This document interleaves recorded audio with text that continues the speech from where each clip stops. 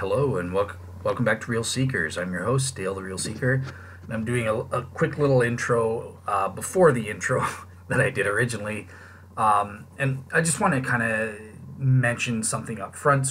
This is the grand finale of my Pinecreek Doug review show, and this will be the last one. Thankfully, I will be finished at this point, and I can move on to other projects because, man, I've got a lot of them in store, kind of thing. So, yeah, coming up next week, I'm bringing on Omar Fakuri's back, and we're going to be the former Hindu who's interested in Christianity, is convinced by the Shroud of Turin and the historical evidence for the resurrection.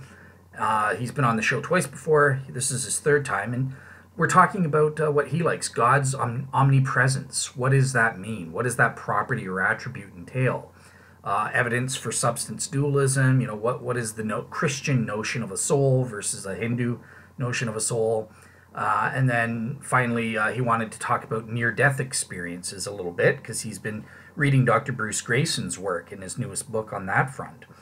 Also, I've been invited on to do a show on Faith Unaltered on Friday night for Sola Scriptura. So you're going to get 2 episodes next week as well. I'm going to have to start doubling up on these things, I think, to catch up because I have a backlog. But yeah, so look forward to that. And I'm also going to be working this week. I want to get finished my Shroud of Turin panel summary show, part 4 of 4. Obviously, there's a lot of work involved in the textile evidence. So I'm going through that and trying to organize things. So I want to get that finished for you guys. Hopefully the first week of February. I think it should be done if all goes well and I don't get more things piled up on me. But yeah, so this is the grand finale with Pinecreek. So that series is done after this show.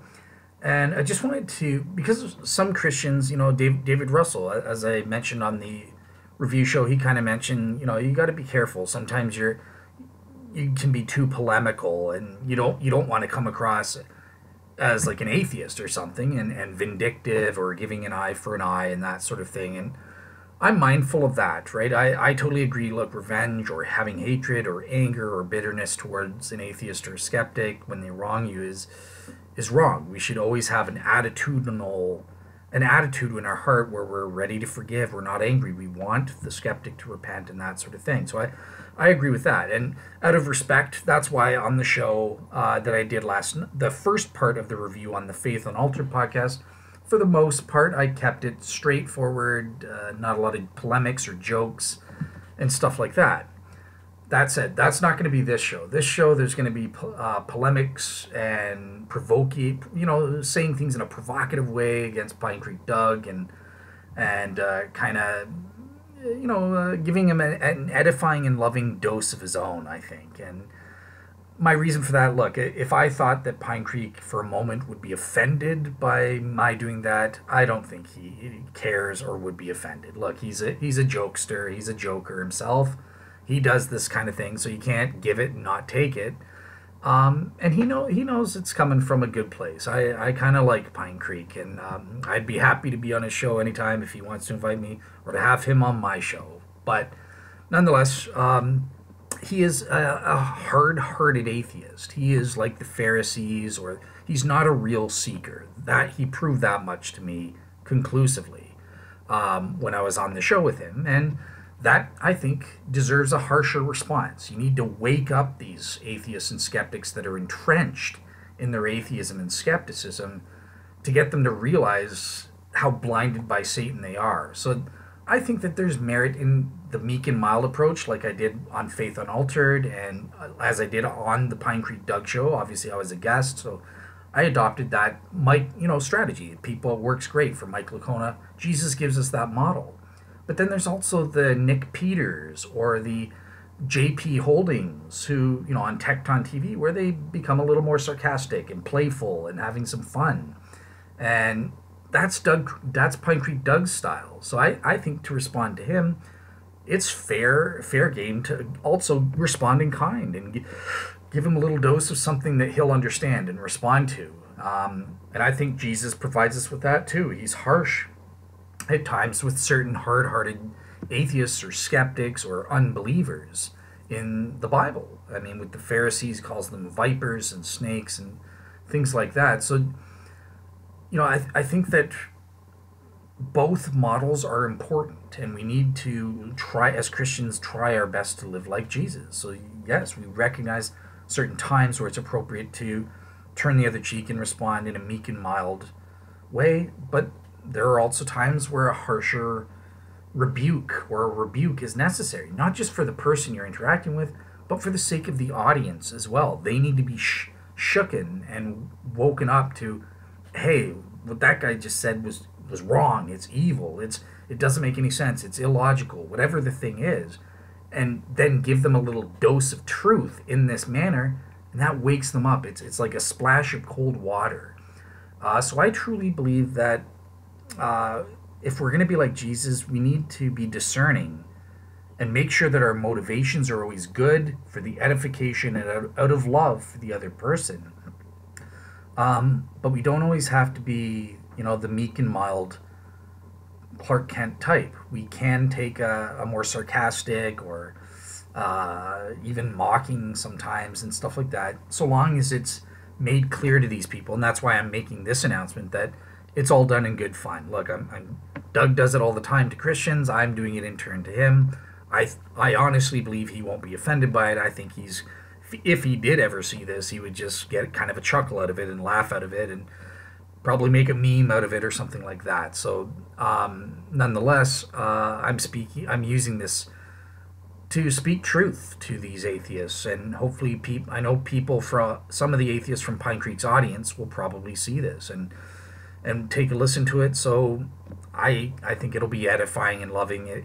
If you like this, you'll get a kick and a chuckle out of it. If you like the polemical style, like Teddi Pappas does, for example, if it's not your cup of tea, that's fine. Go see my review on The Faith Unaltered with David Russell and Tyler Fowler. And for the most part, we were adopting the meek and mild approach and just kind of responding straight up for the most part as to where we think Doug was out to lunch or not making sense and stuff like that. So, with that said, into the show. So, yeah, enjoy it. All right, hello, and welcome back to Real Seekers. I'm your host, Dale the Real Seeker, and it's the end of an era. So this is going to be the finale episode of my review of my time as a guest on the Pinecreek Doug show, where we discussed everything from the argument to beauty, the inner witness of the Holy Spirit, to the Shroud of Turin. And essentially, following up from the Faith Unaltered podcast that I did yesterday, there was one little aspect where I was on the show where Pinecreek Doug was talking about Dr. Luigi Gallercelli's hypothesis. So I want to play that and respond to that bit just to finish off that. And then I want to do a reaction to about 45 minutes to an hour after he hung up on me. Doug was a little obsessed and was looking into the shroud and kind of coming to grips with the scholarship that I just kind of gave him, and was totally new to him. He'd never heard of this stuff before. And obviously it shook him. It rattled him a little bit. So he was desperately trying to figure out what's the truth here. So I want to go over his after show and give a little bit of a reaction to some of the stuff he said there. So with that said, let's get into the final clip of the Luigi Gallercelli thing. And perfect, blah, blah, blah, where there you are. All right, so let's have a listen to this part. If it's medieval, that doesn't prove it's not a miracle. This is why the science of the images, I'm a weirdo on this front, but I don't think the skeptic can prove that if it is medieval in origin, God can do a miracle in the medieval period. He can do it today. What are you saying now? Are you saying that even if this is from the 14th century, it's still God did it? Yeah, exactly. Oh, Dale. Because the science remains the same, right? It's the science that I base my conclusion that it's a miraculous image. So it has certain. You're saying this image is miraculous. I can't really see that with my eyes, but this image has been up the whole time, Dale, and this is a fake. This was made by a guy. That looks like Gallercelli's image. This is made from a guy in the Smithsonian. He just very quickly recreated it. He's not an artist. He very quickly took some mercuric sulfide, and he had like a mold of a face. You can do the whole body, And he take a little tiny sponge, he went dot, dot, dot, dot, dot, dot, dot, dot, dot, dot, and then he put in the oven for 6 hours, and voila, you got the Shroud of Turin. You don't think they could have done this in the 14th century? Of course they can. No miracle required, Dale. For that image, there's no miracle required, but that's not the same as the Shroud of Turin. And this is why I'm getting into my approach. What did the Shroud of Turin have that this one doesn't? Lots of things. And even Garland Shelley, the scientist who made that image, admits it. You failed. Sorry. Okay, getting serious. Sorry about that. So look, there are certain features, okay? Right? So yeah, what are they? What does the Shroud have that this doesn't? Cool. So number one, there's a photographic negativity or quasi-negativity. Number two, this is a photo negative right here I'm showing you. Yep. So this one has that feature. Okay. So name something that doesn't have that the Shroud does. Oh, okay. Well, body image uniformity. So every fiber that makes up the body image color is relatively precisely uniformly colored. So one fiber is not subjective, is it? No, they've quantified. I can send you. They've actually scientifically. This reminds me of Bible codes. You know, it's like pattern seeking. It's like, well, don't tell me you believe in Bible codes. I do not. Okay, no. Thank goodness. But you're not listening. Then this is all. No, I've given up on you, Dale. I seriously have. I cannot take you seriously. Well, this is scientifically peer-reviewed literature in the most prestigious science peer-reviewed journals out there, and I'll send you the link. Send me someone who did a mass spectrometry, used a mass spectrometer on the fabric of the shroud to find blood. Send me that. Okay, so you know what? I think that's good enough there for the little clip of the Luigi. Basically, he's giving the frottage method of Luigi Garlashelli that I have conclusively and absolutely refuted and destroyed on my Shroud solo shows, parts 9 and 10. But I just want to give you guys some of the reasons as to why this absolutely fails. So, okay, one thing to straighten up. So I mentioned body image uniformity. So hang on one second while I pull this up. Okay, so yeah, they're uniform. The intensity is exactly uniform. I don't know what I was saying relatively. The intensity of the color on each fibril is exactly uniform and the same. And this has been scientifically proven via the spectral tests. So if one area is darker than another, it's because of the concentration of the colored fibrils. Luigi Garlashelli's method, utter failure. And we're going to see that by the pro-shroud expert who's not a Christian and was the documenting official photographer and knew all the scientists of STIRP personally in 1978, Barry Schwartz. He is not a Christian. He does not believe the shroud images are miraculous, but he says the scientific proof shows that thing is authentic and went back to Jesus. So yeah, let's educate Dougie here and give him a little dose of Barry Schwartz to educate him.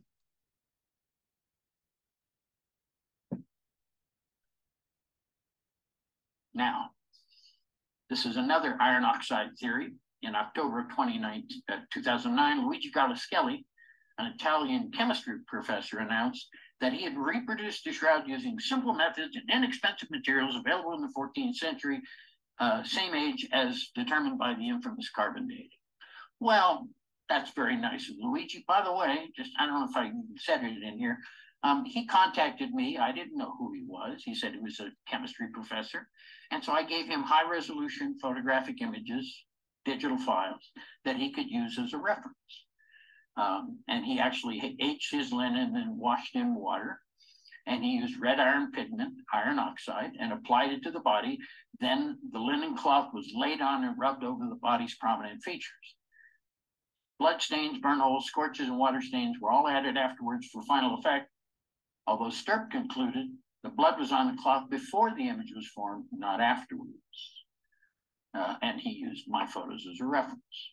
So let's talk about this iron oxide. In this series of 1978 photomicrographs, various shroud image areas are shown at different magnifications. See if you can find any red iron oxide particles. First image is the small of the back at 32x. And then we go the shroud image at the tip of the nose at 64x. I've already shown you this one before. Again, you can see the yellow fibers, but you don't see any particulate matter. This is the shroud image at the heel of the foot at 50x. Again, you can see the yellow fibers, but again, no particulates of any kind. And iron oxide, you would still see millions of iron oxide particles embedded in the fibers. Remember, this is fibrous material. So if you apply particulate matter to that, it's going to embed itself deep into these fibers over time, and we would see millions of iron oxide particles. Yet virtually none was found. Now, although Emily created an interesting image, it was 100% red iron oxide with cobalt and other elements. The shroud image doesn't consist of any. Also, she never addressed the blood stains. STIRP data showed the blood somehow inhibited the image formation mechanism. There's no image under the blood stains. An artist would first have to apply the blood stains forensically accurately on the clot and then paint the image around the blood stains. Now, that's just nonsense. Nobody could do that, even today.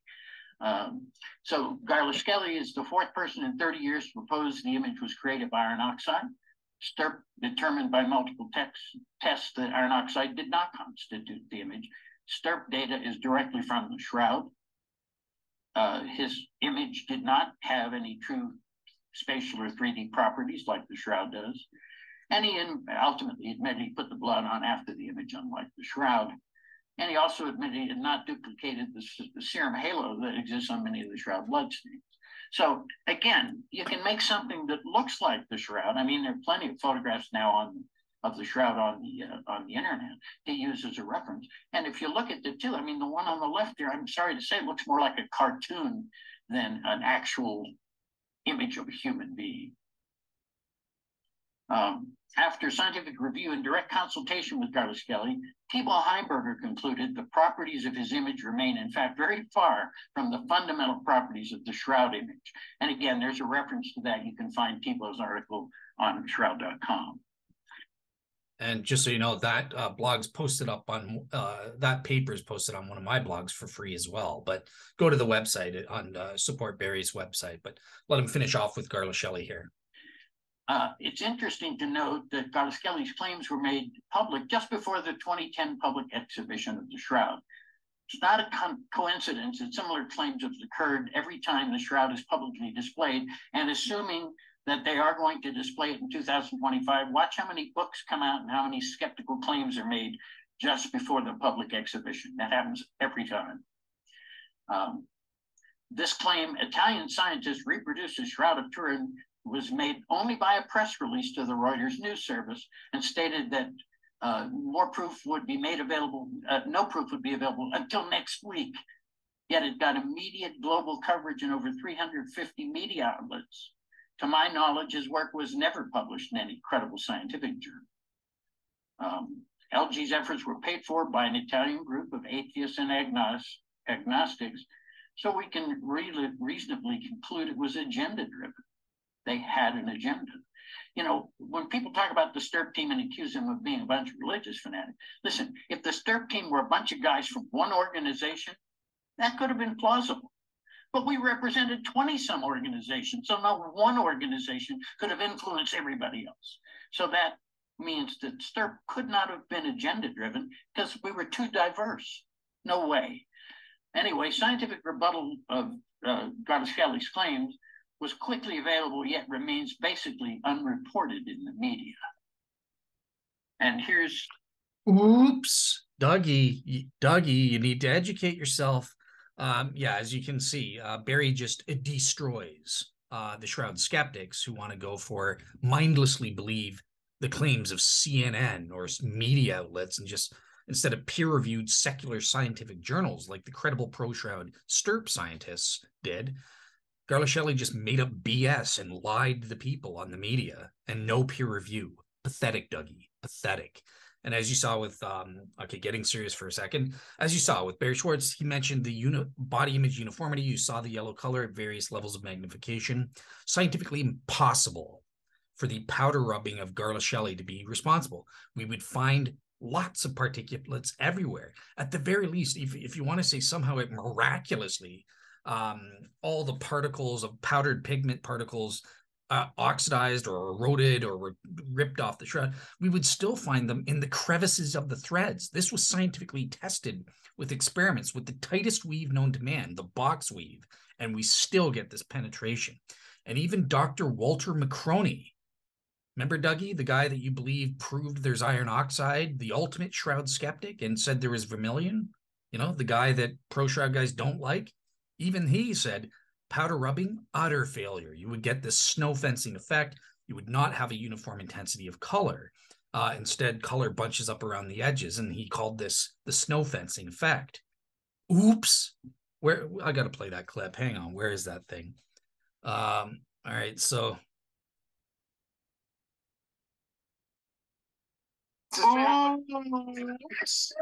Oops. Okay. Yeah, that's pretty much what Dougy's doing right now. But not only that, let's take a look. Remember the three-dimensional information. He mentioned this thing is rubbish. Let's take a look at Garliss Shelley's actual results here. Oh my good, this is a garbage. Nothing like the three-dimensional info with the VP8 image analyzer. Perfect. That's a three-dimensional face. This is Garliss Shelley's results. Wonder why Pinecreek Doug didn't show this rubbish on his channel, because he would know it would be dismissed instantly by all the atheists who are gullible, naive, and ignorant when it comes to the Shroud of Turin. They would say, Doug, are you seriously that crazy that you think that this is a duplicate for the Shroud's three-dimensional information? Nope. Rubbish. Throw it in the garbage. Okay, so that's all I wanted to say about the Luigi Garliss Shelley experiment, and that's the last of the clip from the part of the show I was on. Now I want to switch gears into the after show and just do kind of a live reaction to some of the things that he's saying here. And actually, just a couple last things on Luigi Garliss Shelley. So one thing, so I just want to show, in terms of Doug saying, oh, it's simple, just put down a statue. Oops, not what Luigi Garliss Shelley. Statues can't be used. Scientifically impossible. He used a bas relief of the face in a human body from the neck down. Oops, didn't know the method. Anyways, but so the point is, Doug has no clue what he's talking about. He got the method wrong. And also, Luigi Garliss Shelley doesn't have a method, a single coherent method that a medieval artist could use. Historically impossible to do what Garliss Shelley did, because basically he cheated. He did two separate experiments, different techniques entirely. And what he did was lied to the media by pretending that, oh, I got some results kind of like the Shroud on this experiment and some results kind of like the Shroud on, and then I just pretended like I conflated them as though I did one single technique. No, he had two totally different techniques. Some features were on one, other features were on the other, but again, none of them were like the perfect things like what we have with the Shroud of Turin, and they weren't on a single cloth produced by a single coherent method that is historically plausible to the 1350s. You failed. Secondly, I just want to show you, share my screen here and show you guys the scholarly work that I've done in terms of my own evaluation, taking years. Look at this, Luigi Garliss Shelley's powder rubbing. Oops, look at all these red. Here are the minimal relevant features that, body image uniformity, intensity, density uniformity, three-dimensional info, the vertically mapped wrapping distortions. Look at all these red X's. That means scientifically impossible, virtually impossible, that this method could account for these minimal relevant features. You're an absolute fool if you think that this explains the Shroud images. And here's no dry powder, no powdered pigments found anywhere, not even on the crevices of the thread, as Barry Schwartz explained to us. Oops, failed. Here's, I was asked in the show, here's the traditional painting hypothesis by Walter McCroney. Look at all these red X's. Absolute failure. Tyler was also asking about direct contact. So here's my assessment of direct contact. Look, it's really, really bad. Look at all these red X's. And here are the various people: Sam Pellicore, John German, Eugenia Natowski, who did actual field experiments. Rodante, these are the various types of experiments that were done to test the direct contact. And look, this thing's horrible. It doesn't work, to explain a lot of the Shroud's minimal relevant features there. So yeah, I just wanted to share that. Again, all my details are on my prior Shroud solo shows, along with scholarly sources, so you can see how I assigned these things. But this just gives you a helpful visual image. And when it comes to Pinecreek Doug, this was the one he suggested. Oops, look at all those red X's, all these ambiguous question marks. That means it lacks explanatory power, scope. It's highly implausible that this could work. Not to mention the fact that he doesn't even have a technique that works. At least these two, Joe Nickel and Craig Breezy, had a single coherent method that a hypothetical medieval artist could have used, perhaps. Obviously, those fail. But like, yeah, throw it in the garbage. And I will say this, the Luigi Garlashelli images, artistic images, are the best that the Shroud skeptic has of all the methods. These are the ones that come the closest to duplicating all of the Shroud's minimal relevant features, because he went above and beyond. He was trying to copy everything, and he still failed miserably. So yeah, this is pathetic. Okay, so let's move on to the after show now, and I'll show the clip.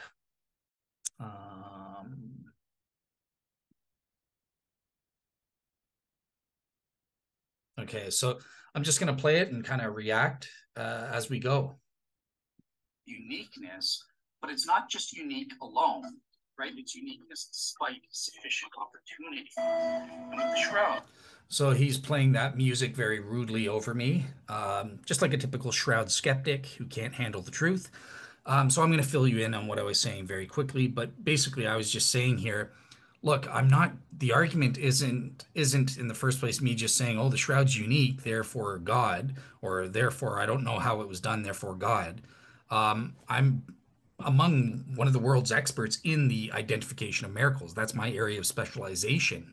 And I've come up with my own criteria using intelligent design specified complexity. That's Bill Dembski's specified complexity, not Michael Behe's irreducible complexity. Don't get it confused, skeptics.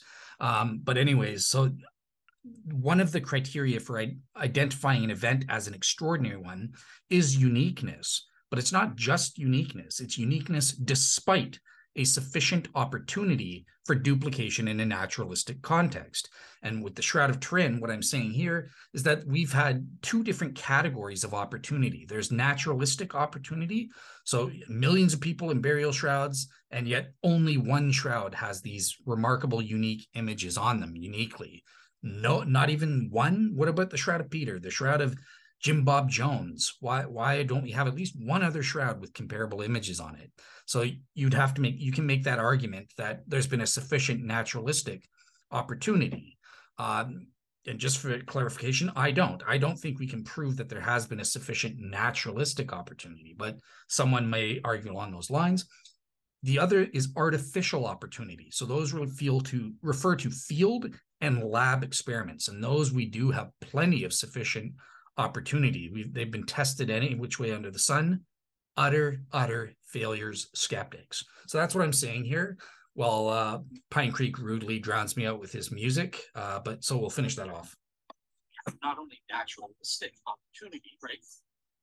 Burial shrouds, people being buried in shrouds, us discovering some of that. I don't think that is sufficient. What I do think is sufficient is our artificial opportunity from field and lab experiments that have tested every which way under the sun for these natural methods, and they all fail.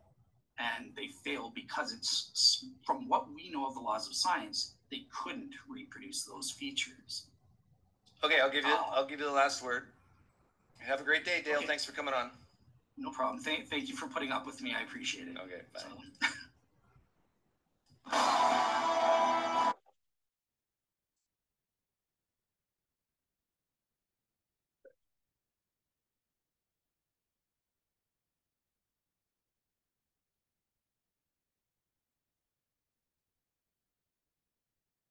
Stop what you're doing, because I'm about to ruin the image and the style that you used to.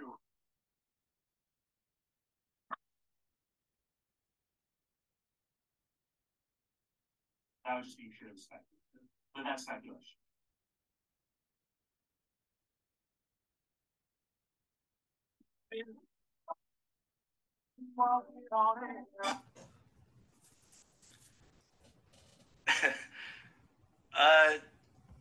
Do we have our next scheduled caller? Your name is, what's your name? I forget your name, but you know who you are. You emailed me. Tag me if you're here. Or just, let me give you the link. I'll put it in the chat here.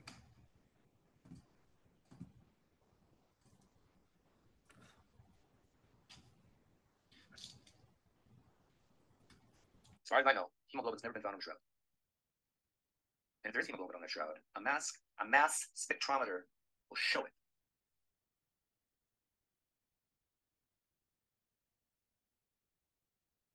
Very good point. We've and as Doug knows, I sent him an email that day with the peer-reviewed studies proving both hemoglobin and proven through the mass spectrometer. I'll get into that in a little bit when we get more into the blood, but continue on.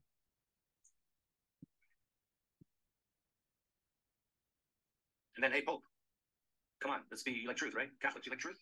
Radiocarbon date that whole thing every 2 inches or so. Take a little sample every 2 inches. And then, if it all dates out to the 14th century, then be willing to lose 3.5 million viewers to your church to look at it the next time you put it on display. So this atheist is allegedly a scientist. He's not this dumb. He's dumb, but he's not this dumb. He knows he's just trying to be offensive and an ass, quite frankly, by saying, oh, you need to destroy the shroud. No, we don't. We just need to date a single sample. And we don't even need to do that. We can scientifically falsify or prove the neutron absorption hypothesis without doing another carbon dating. We have proposed several dozens of non-invasive or non-destructive tests. We can prove absolutely or falsify the neutron absorption hypothesis without carbon dating. So it's number one, it's dumb, ignorant, and stupid to say, unless you carbon date, do another carbon dating, we can't figure anything out. Wrong. Sorry, you're proven, scientifically proven fact, you're wrong. Secondly, it is, even if carbon dating, it again is the only way to figure things out about the dating, it's still dumb, stupid, and offensive. That's his goal, to offend Catholics, I guess, to say, oh, well, we have to carbon date the entire shroud and destroy the entire cloth. Come on, dummy. Come on. Come on.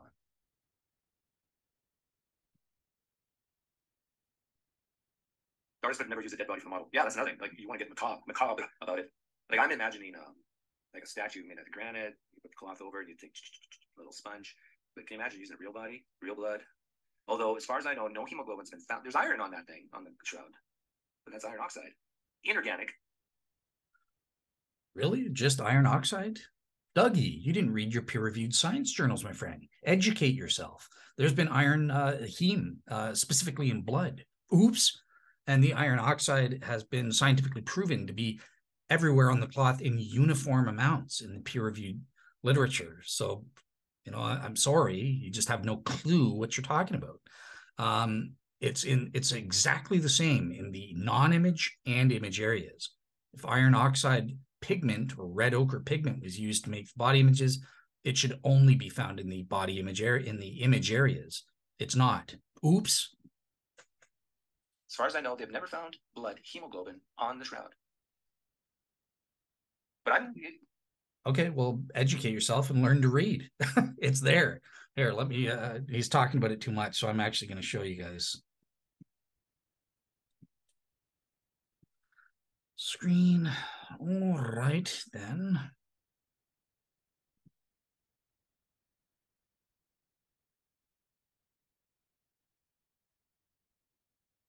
FTIR, Fourier transform infrared and ultraviolet microspectroscopy, absolute proof. Oops, dried whole blood, bilirubin, and hemoglobin samples were used as control. They discovered the hemoglobin on the shroud. That wasn't the quote that I was looking for.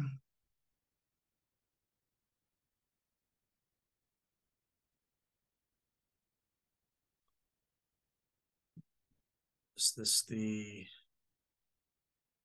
Okay, so let me go to here.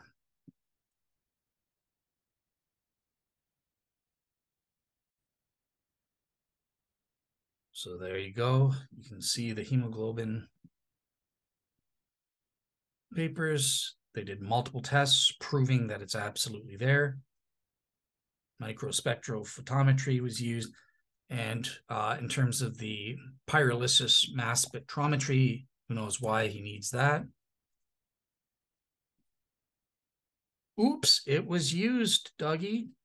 And one thing I just want to add here in terms of absolute proof that it's not paint in the body images, absolute proof, scientifically impossible, literally impossible, 0% probability that the body images were produced by paint. Because forget about the pigment.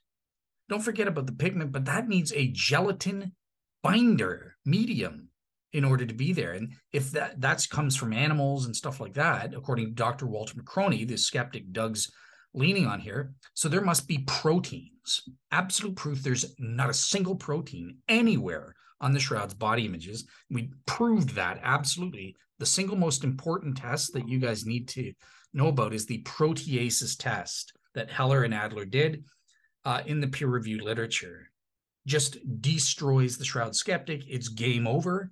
I'm right, you're wrong, period. You deny it, you're a flat earther.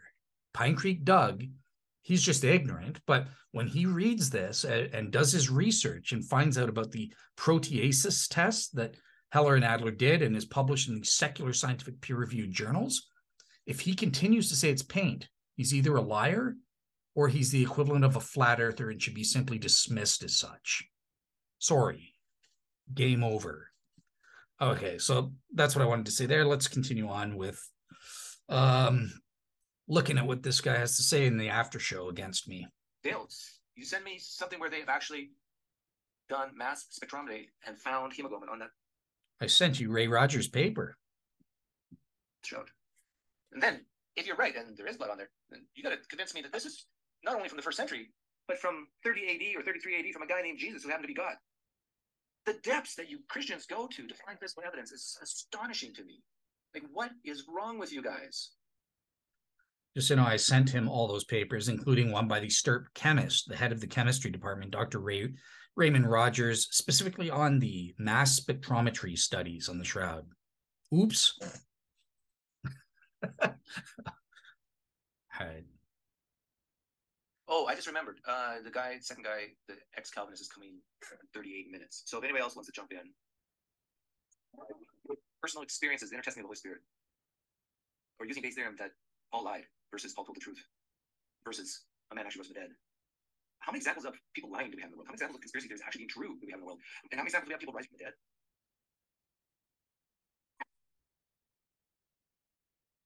Hang on, Justin. I got so many sound things going on. I just killed some people. Here you are. Okay. I'm seeing two of you. Well, that's because that's my twin. No. Oh, okay. Hello, not Doug.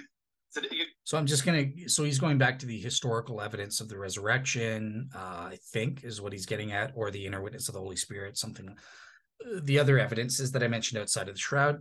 And basically he's doing what he didn't say in the show, but he's making his false presumption that the prior probability of a miraculous explanation is extremely improbable by default relative to any and all naturalistic explanatory hypotheses. And he's going to get into an analogy to make his example that I want you guys to hear.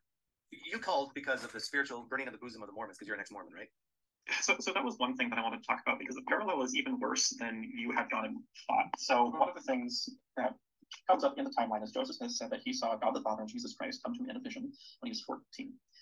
And you'd think if you had such an experience that this would like make some sort of big impact on you, that you might tell someone that that something might happen. There's no record of him mentioning this ever until about a decade later.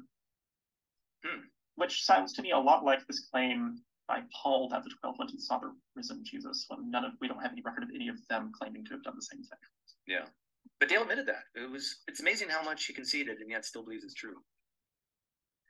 Yeah, we've talked about this before, how most of this is post-hoc, but one of the things that always just surprises me is it seems like there's this chronic lack of creativity with people who need some sort of outcome to be true. The number of people that I've heard you talk to say, no, I can't think of any other way that this could have happened. This reminds me. It bothers me. It reminds me. There's a great thought experiment that I haven't used in a long time, but it's And if you're a Christian, please listen to this. I think you'll like this because has nothing to do with religion, and I'll do it with Justin here. So Justin, I meet you someday. I pull up in a Ferrari. Like Ferraris, they only make 5,000 or 6,000 Ferraris a year. I pull up in a brand new Ferrari, and I say, Justin, you like my car? Now use your imagination, Justin, and ask me questions to verify the claim that I own this Ferrari. What would you ask me? Wow, Doug, why do you have such a car? Well, because I can afford it, and I like Ferraris. But I want you to verify the claim that this is my Ferrari. Oh, okay. I mean, can I see the registration? Okay, great. So I put the glove box, I pull out the registration, and there you see my name and the details of this Ferrari. Does that mean I own this Ferrari? No. No. Why not? Because, well, for one thing, like you could have photoshopped some registration for it. Exactly. That could be a fake registration. And I could always just like, if I know someone who like works at a DMV, I can say like, hey, can you go and look up who this car belongs to? Like there are other ways to go and verify this. Okay, so let's imagine this is a forgery, the registration forgery. What other things would you ask me? Doug, could you show me, like, I'm sure you have some sort of purchase receipt for your Ferrari. Excellent. So I reach in my pocket and I produce a purchase receipt for $300,000 Ferrari. Okay, but that won't have your name on it. Well, let's say it does. Okay, so the purchase receipt has your name on it. Yep. Now, so this is you're using your imagination. So let's say it's true. I do not own this Ferrari, but I'm producing everything you're asking for so far. Explain this. And we're saying that they're not forgeries. What about interviewing eyewitnesses and the car dealer and looking at video camera footage to see if you went in and purchased the money? I mean, it's just ridiculous kind of thing that he's wanting to say, well, it's always possible. It's all a part of conspiracy. All this evidence needs to be dismissed. Ridiculous. But let's let these guys finish in context and then I'll respond. But I just wanted to break it up for copyright purposes. So yeah, let them finish in context so you know what they said. Well, no, you could ask for the receipt. That too could be a forgery. Yes. So let's say my goal was to fool you. I would have all this ready because I would be predicting what you're going to ask, right? Yeah. So I would have this ready. This is how the New Testament was written. They're predicting what what people will say against it, and they're providing the evidence to squash it. Yeah, I think that's probable. Have you read the Quran? Some of it, yeah. I have a physical copy here somewhere. I get very much the same impression from that. I believe it's in the first surah where it says that like no one can reproduce what's in the Quran. Yeah, I mentioned that to Dale. Right at the beginning. You sound like a Muslim. Yeah, I read through the Quran. It seemed a lot like kind of like does not have, God does not define what the that are. Okay, so yeah, so that was it for that little clip.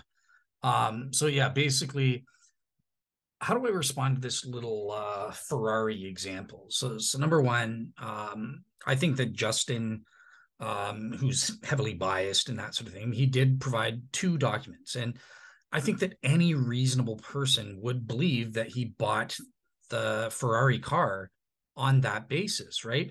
As an a priori background or prior probability argument.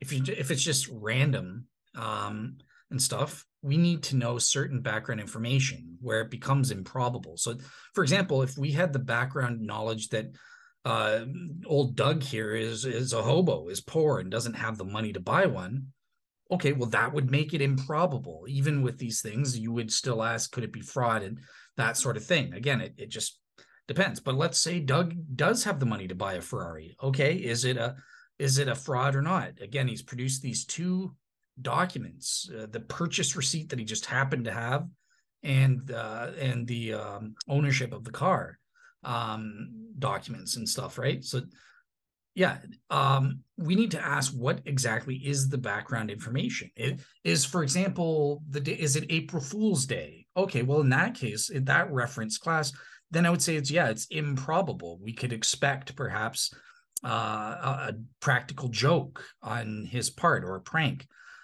Maybe we know that Pinecreek Doug is a practical joker. He jokes all the time, in which case, yeah, it would be improbable for me to believe it based on those 2 bits of evidences alone. That would require further corroboration or further evidence before I would believe it. But if Pinecreek Doug is Mr. Serious and he never lies, he never plays practical jokes, or it's extremely rare for him to do it, and he has the money to do it. It's not April Fool's Day. There's no prior probability reason in our background knowledge as to why he would lie about this. I think if you said, yo, show me the documents that you own it, he provides that. Show me the receipt that he provides that. Right away, it's more probable than not. You should believe, even if it turns out that it's false. Yes, it's possible that he's lying and doing it and that's a given. Pinecreek Doug has said that that's the assumption, that it is a prank. He hasn't really bought the Ferrari. Granted, that's possible, that's plausible, but those are cheap. Who cares? We follow the evidence. And if our background knowledge suggests that it's equally probable you could have bought the Ferrari in that day, and you provide these a posteriori documents proving as evidence, positive evidence that you did in fact buy it, I think most people will be like, yeah, you probably bought it. Sure, it's possible you're lying. But we follow the probabilities, we follow the evidence, and apportion our beliefs accordingly. And it would be stupid if you're so dumb and conspiratorial that you're constantly doubting everything. Nobody lives like that. You don't. You're lying, Doug, and you're lying, Justin. You would never do this, ever.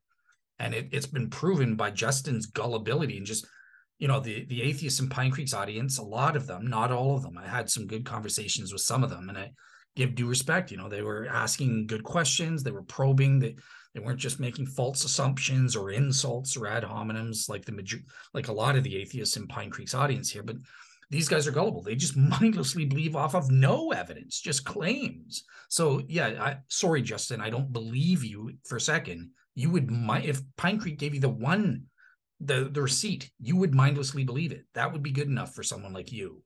I'm sorry, I don't believe you. And we all know it. And quite frankly, those two documents should be good enough. But it just depends on what is our background knowledge. What reference class are we assessing to come up with the prior probability? And Doug just provides nothing on that front. Like I said, and that it's the same deal with the miracle question, like God raising Jesus from the dead. God has the ability to do it, just like Dougie's got the money to buy that Ferrari. He's got the ability. And sure, we're not asking what's the prior probability that God would just randomly raise a random person. If that's the question, yeah, well, then you can point to, well, there's been billions of people throughout human history. God's never raised any of those. Yeah, God's modus operandi are the laws of nature. He doesn't raise people from the dead all the time. It's extremely rare as a miracle when and if he does. And the reference class that applies to Jesus as a religious founder, right? That everyone else doesn't matter. Random peeps don't matter. Religious figures don't matter. Religious founders specifically. And what we're asking is, what is the prior probability that God, who has the power to raise Jesus from the dead, would have and has the motivation to do so for a religious purpose? What's the prior probability that he could raise Jesus from the dead? In that case, I assign the prior probability in Bayes of 50%, which means it's the principle of indifference. Maybe he did it, maybe he didn't. We have no proof either way. We have no reason to say it's more probable that he did. We have no reason to say that it's improbable that he did. That's what I plug into my Bayes theorem calculation when I'm assessing religious miracles for the purpose of authenticating a religious founder's message. So that under that reference class, I'm absolutely right. It's not improbable. Doug is bamboozling people here by pretending, oh, well, Jesus isn't in this special religious founder whereby God would have a motivation, religious motivation to raise or do something unique or extraordinary in human history. Let's just lump him in with every Tom, Dick, and Harry in human history. And we know from that, billions of people have lived throughout human history. How many billions of people did God not raise from the dead? Well, therefore, there's one, or if Pinecreek's being generous to Caleb Jackson, maybe there's 7 out of billions and billions. It's extremely improbable a priori that God would raise Jesus from the dead randomly. Yeah, That's the trick, Dougie. We're not falling for it, right? Jesus was not random. He was in the religious founder reference class. You're destroyed. Okay, let's move on.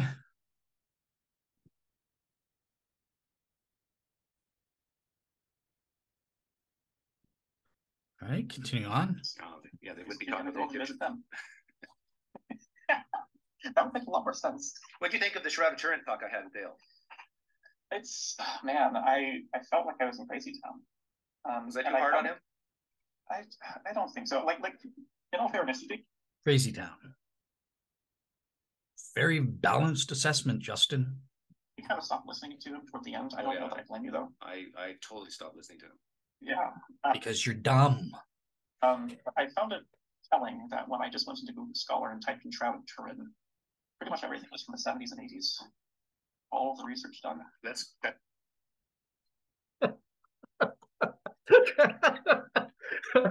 Oh, the ignorance of the Shroud skeptic. Oh, okay, Justin, you know what that is? It's because there's only been one time in human history when scientists have studied the Shroud, and that was in 1978.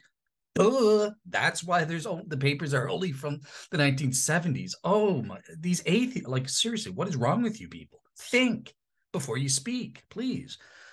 So yeah, 1970s, late 1970s and 1980s is when the scientific studies were done. So that's where all the peer-reviewed literature got published. Come on, think, McFly, think. My goodness. Yeah, so I mean, that kind of makes sense, right? If they studied the Shroud in person with scientific instruments in 1978, it kind of makes sense why the peer-reviewed literature would be published at that time. We haven't been allowed to do a STIRP number 2 since the time. So hence, there's not an influx of a whole bunch of peer-reviewed literature that comes out afterwards. Wow. Okay, let's move on. That's when. Well, what year was it when they did the radio dating? Let me bring this again. 1988. There was a 1978 investigation. I thought it was the 80s. So I just have to interrupt you. I love these two chuckleheads because think about it. They think they know better than me in the Shroud of Turin. I've been studying for years. These guys know jack all, nothing. They are ignorant about the Shroud of Turin, but they think they have the right to judge me. And here they are saying, oh, I know enough about the Shroud. It's easily duplicated by godless Shelley. Let me get everything wrong, every detail wrong, while I'm saying how much smarter I am than you. And obviously, you just have motivated reasoning. And here they are. They don't even know what STIRP is. I don't mind ignorant skeptics. I'm ignorant in a lot of areas. And, people need help. We're here to help each other and be respectful. And we're a team. We're all looking for the truth. And I try my best to educate. If I know something that others don't, there are things that other people know that I don't. I'm kind of in a joking way playing the troll and stuff like Pinecreek Doug does to people like Gary Habermas or as my friend or other Christians and that sort of thing. So I'm being a little provocative and stuff like that. But look, in all seriousness, Pinecreek Doug has a background in chemistry. He knows a heck of a lot of stuff that I wouldn't know just in terms of scientific background. That's cool. As long as I'm not coming across, the combination for me is ignorance with arrogance. And that's where, okay, you are a fundy skeptic and I'm going to rip you to shreds, because that combination is a little of a pet peeve for mine. And these two are showing that. But it's comparable. These guys don't have a clue who STIRP is, and they're wondering why is all the peer-reviewed literature in the 1970s? This is the equivalent of me saying, oh, I know everything about evolution and stuff. I've studied it all, and I can pronounce that Doug and Justin don't have a dang clue about evolution at all. And then you're like, well, you've heard of Charles Darwin and natural selection. Huh? No, I never heard of that. What is that? Why are people talking about evolution in the 1850s, late 1850s? I don't get it. Why is there so much talk about this? That's the equivalent of what these guys are doing. You don't have any intellectual right to dare to judge me or to any pro-Shroud or even Shroud skeptical person. You should be ashamed of yourself, of your ignorance and arrogance. Again, it's okay to be ignorant. I'm ignorant about a lot of things, but show some humility when you're dealing with an expert. And then there's a paper called The Radiocarbon Dating Shroud of Turin in 1989.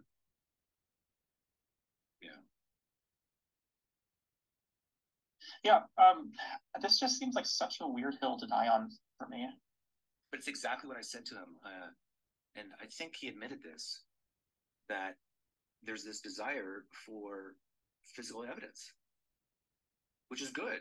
I appreciate that. But this desire makes them be so gullible. I never said I desire physical evidence. I said I desire any source of warrant. So any evidence that provides me with warrant, regardless of whether that's physical or not. Obviously, if I can get physical evidence, that's great. Yeah, I'm desirous of anything I can get. I think it's amazing that we have scientific evidence for the truth of Jesus' resurrection, because that will speak to atheists like you. You should be more receptive to that than arguments based on the minimal facts approach for the historical resurrection or the inner witness of the Holy Spirit. I fully admit that should be meaningless to you as an outsider. But the scientific evidence, if you don't respond to it, then I can dismiss you as a flat earther. Yeah, you're trying to, the term is motivated reasoning. I'm sure that you're familiar with it. Yeah. You're trying to go and collect information that affirms the result that you want. And we all do this. Yeah, I must have done that in 2017 for when I was starting to believe that Islam was true, and I desperately did not want to believe it was true, but I followed the evidence and said, look, it looks like Islam is true, and I'm going to determine to be following the evidence no matter where it goes, based on the symmetrical numerical patterns in the Quran. So that's a specific subset of numerical patterns. I'm not talking about the miracle of 7 or miracle of 19. Those are rubbish, in my opinion. But there is a specific category that at that time I was finding the evidence convincing. And then obviously that it didn't work when I assessed it statistically, and it didn't provide Muslims never provide a saturated probability whereby they take account of all the available probabilistic resources, both replicational and specificational.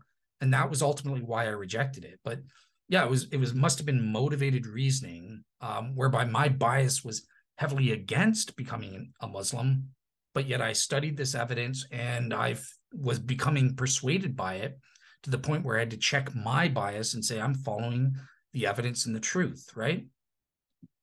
But hopefully it's something that we recognize and try to stop doing to go and counteract. And the reason, I think the reason why, though, this one puzzles me so much is, like you said, even if all of these claims are true, it says nothing about Jesus. Yeah, exactly. At all. A provable miracle says not. A provably miraculous formation of images that depict Jesus's death by crucifixion and imply his resurrection from the cloth during which the images were formed says nothing about Jesus. Yeah, keep laughing. I know. And when people do composite art sketches based on the shroud or whatever, they get European Jesus. I mean, all this is crazy. Every ethnologist I know, including a couple from Harvard University, say that he resembles Sephardic Jews, not Europeans. He's not a European. For example, he's too tall. Shroud skeptics like you, when you're ignorant, you're like, oh, he's too tall to be an ancient Jew. He must have been a medieval European. It's exactly the opposite, my friend. Medieval Europeans were malnourished. They were shorter on average than people in the ancient Roman Empire. Oops. That's just one example that destroys it. Every expert in the world says, yeah, he looks like he's consistent with an ancient Jew in the 1st century Palestine. Yeah. Well, so one kind of litmus test that I use when I think of claims like this is, okay, so when something just happens to be empirically true, it kind of gets to the point where just pretty much everyone accepts it, regardless of philosophy, regardless of religious convictions. You'll just get a consensus in the relative field that this thing happens to be true. And you see that happen a lot, for example, with evolution, except for us, blood, or is this mercuric sulfide? And he put the mercuric sulfide in some copper solution and pure mercury precipitated out. Okay, so he's talking about the blood. Iron on it. But that is red ochre. That's iron oxide. Inorganic, not organic. Well, and organic doesn't mean it gave them a living thing. Organic is a type of chemical pig. It's chemicals that could be created through like non-living things. Right? Like I know a guy, like there's certain tests you can do without expensive equipment to figure out if there's blood or not. And I remember one guy saying that he was given sticky tape samples, and he wanted to know, okay, is this blood or is this mercuric sulfide? And he put the mercuric sulfide in some copper solution, and pure mercury precipitated out.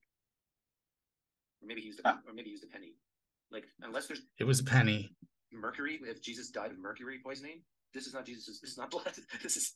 Well, no, that's what godly blood is like. Oh, these the arrogance. He's fully God, fully human, and that's just blood. Fully yeah, God, fully I guess if you're God, you can have mercury instead of irony. The arrogance and ignorance. Yeah, so that was Walter McCroney. And like I said, there was in that one sample, there was some vermilion pigment as contamination, just like there were insect parts found on the shroud by Walter McCroney, pink nylon, a modern felt tip pen mark, a whole host of other pigments and other contamination particles, dust, were all discovered on the shroud. So what? The fact is, we proved scientifically that there was no vermilion paint in any of the other areas on the body or bloodstain images. It's just on one single sample. Not good enough. I mean, mercury is cooler than iron, so yeah, why not? It's one of the coolest elements. Basically, a liquid at room temperature. Well, did you ever kind of like physically play with it when you were a chemist? Yeah. The closest acid methemoglobin species on the shroud. I don't know what perturbed acid methemoglobin is. So here I'm skipping ahead because these guys talk too long about nonsense. But basically, what's happening is Doug is asking, "Is there this peer reviewed? Is Dale just nuts and really not making things up?" And they're both of them are saying, "Well, I can't find nothing." Then finally, somebody I was sending links in the chat every time Doug said, "Hey Dale, if you're in the chat, please answer this." I answered him right as quickly as possible and sent him the link. I guess it didn't go through. He didn't see it. But anyway, some guy named Frederick showed it, kind of thing, right? And now they're looking over that paper. However, there was one thing I wanted to show. Hang on. Let me get the timestamp for that. It's just, I find it interesting about the motivated reasoning and how biased and stuff these guys are. So we're not here yet. So okay, go. In the not the YouTube chat, where by chat. So basically, they find this paper that I linked to by John Heller and Alan Adler, the non-religious Jew, not a Christian, not a believer in miracles, blood expert in porphyrin specifically. Well, that's the thing that makes blood red. So yeah, he's these world's experts proved absolutely that it is blood beyond all doubt. Now, if you want this paper, here it is. In Applied Optics, absolutely free. This is the paper they're going over, proving there is hemoglobin on there. I also sent Doug a paper by Dr. Ray Rogers on the mass spectrometry, again, for free on shroud.com. But yeah, go remember this, shroud.com, go to the main website right here, click on the published papers, and then click on blood on the shroud. This is the paper that Doug and Justin are going over. Absolute proof it's blood. You're a fool or a liar if you say there's no blood on there.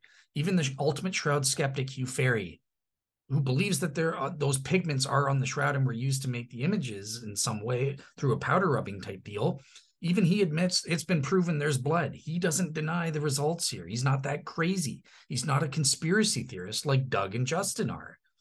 Pathetic. But yeah, anyways, stopping joking for a second, for you guys atheists and stuff, all these peer review papers are for free, and please check them out. Look and see what they did. The chemical investigation of the shroud, the 3D images, the correlation of image intensity. Here's the paper I was talking about in terms of the, where is it? No, this isn't it. Or is it? Okay, so this is about the 3D. I don't know. I'll find it after. I was looking for the vertically mapped wrapping distortions paper, but I think I forgot what it was called. So anyways, here they are all for free. Go and check them out. These are the primary literature. This is like going back to the fundamentals, right? The only people who've actually studied the Shroud, published in secular peer-reviewed science journals with the highest impact factors in the world. If it doesn't matter whether you're an atheist, a Shroud skeptic, or Christian, or pro-Shroud, or Shroud, or whatever you are, a Shroud agnostic, this is where you've got to go in order to know stuff about the Shroud of Turin. This is the primary source data. You got to start here. And if you guys aren't, let's say you're not experts and stuff like that, I think this paper is probably one of the best. It's called A Detailed Critical Review of Chemical Studies on the Turin Shroud by Dr. Thibaut Heimberger. What he does, he consolidates and says everything in terms of the chemical and spectral studies for the pro-Shroud side, and that Walter McCrone found, the guy with the iron oxide and vermilion, the guy who said that Doug's using here. He summarizes everything, and you know exactly where did they agree, what did they do, where do they contradict, why do they contradict. And this is probably the single best source. If you don't have a lot of time and you're not technically minded, so you can't read the peer review, read this source. And it gives the perfect conceptual map with pictures of everything that has been found on the Shroud, both pro and Shroud skeptic. Pyrolysis mass spectrometry, Doug. Oops. But yeah, again, not joking. This will really be the best source you can look at. In my opinion, it summarizes everything. So yeah, let's skip back to them. Please. Thank you.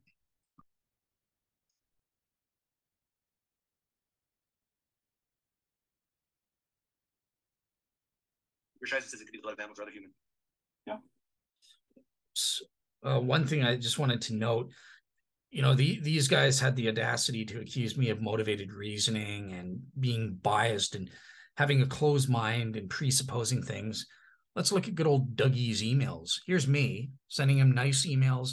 By the way, I sent him emails saying, look, I don't want you to look, I didn't say it in these words, but what I said was, I'm willing to help you. If you want details about what I intend to present, just let me know, and I'll be there to help you. Or if you want me to play the Shroud skeptic and fill in your ignorance gap and say, teach the audience what would opponents to what I'm saying say, I said I'd be happy to provide that as well. He never got back to me or never asked for it. But look at this, Dustin Adcock, nice name. Here he is saying a clip of Dale, and it says, basically, this is before the show, 11:39. I came on the show a little bit later, and they're trying to make me look ridiculous already by clips of Dale to make these funny little shortcuts. He's already decided, which is what I discovered on the show, I'm wrong and I'm a kook and I'm crazy when it comes to the Shroud of Turin. So they're setting up this clip to make fun of me. Oops, Dougy, you were exposed, and your bias, motivated reasoning were exposed for all to see. Let's hear the clip.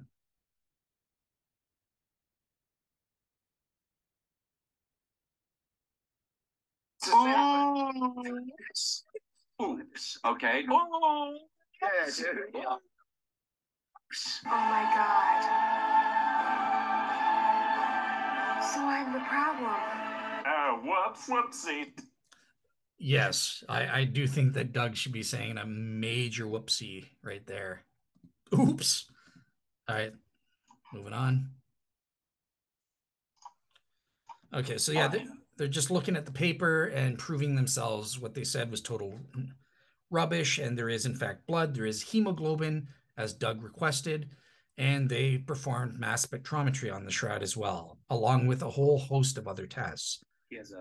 Now, what is Doug's response? He says all he can do is mock the paper that was peer-reviewed and published in Applied Optics. Sorry, Dougy, where's your paper? Where's the paper that Walter McCrone published in? For the most part, 99% of his papers, he did get it in one peer-reviewed paper. I will admit that for one person in the audience, and that still is up on his website. But everywhere he published in the microscope, all these findings that Doug's using for the iron oxide and vermilion pigment claims here. That was his own. He was the editor of the microscope. That's not peer review. That's called cheating. I could get my own paper. I could get 1,000 papers published in peer review in my own journal where I'm the editor. Ah, yeah, that's easy. These guys got it in real peer reviewed, and they were extra biased against them. And yet it was so rigorous and so good, the data, they had to publish it. And then what's Doug's response? Oh, let's make fun of John Heller and Adler. I bet they're just Bible believing Christians. Nope. In the show, Alan Adler, non-religious Jew, didn't believe in miracles. And in fact, I'm going to play a little clip from Al Adler talking about how ridiculous it is, because Shroud skeptics are desperate conspiracy theorists. They come up with desperate attempts to explain away each and every single spectral test or chemical test. There's always a way for a skeptic to, in an ad hoc way, biasly find some excuse as to why that's not blood. But Al Adler's making this point about science, who's a real scientist, and peer review about the cumulative effect. Yes, you can find an excuse for any single test and try to make it consistent with its paint instead of the simplistic answer that it's blood, which is, and again, I'm bracketing out the proteases test, which absolutely disproves and falsifies the painting hypothesis. Let's take that out because there is no escape route with something like that. But with the spectral tests, yep, Al Adler will admit for any single one, there are escape routes that some desperate Shroud skeptic can make up an ad hoc through motivated reasoning, an ad hoc reason as to why it's paint, but the results didn't come out as paint properly. But Al Adler says, yeah, but when we look at the all of the tests that were done cumulatively, impossible. So let's hear what he has to say on this front as I pull it up. Stop sharing. Okay, so here's Dr. Alan Adler in a great video. So my friend Russ Brault runs the Shroud Encounter. This is a great YouTube thing. And he has a conference from 1986 where Dr. Alan Adler, but also the Shroud skeptic, Dr. Walter Macrone and Joe Nickel, and all the famous scientists involved in STIRP presented their findings. So if you search on YouTube, I'll include the link to this one. This one is a great video because Walter Macrone presented just before him all his findings and conclusions. And Alan Adler, the world famous blood expert and pro-Shroud expert here, comes out saying, yes, the Shroud is blood and it's authentic. So just want to play a few clips from this for you to see who is this Alan Adler. Is he a Bible-believing Christian? Let's find out.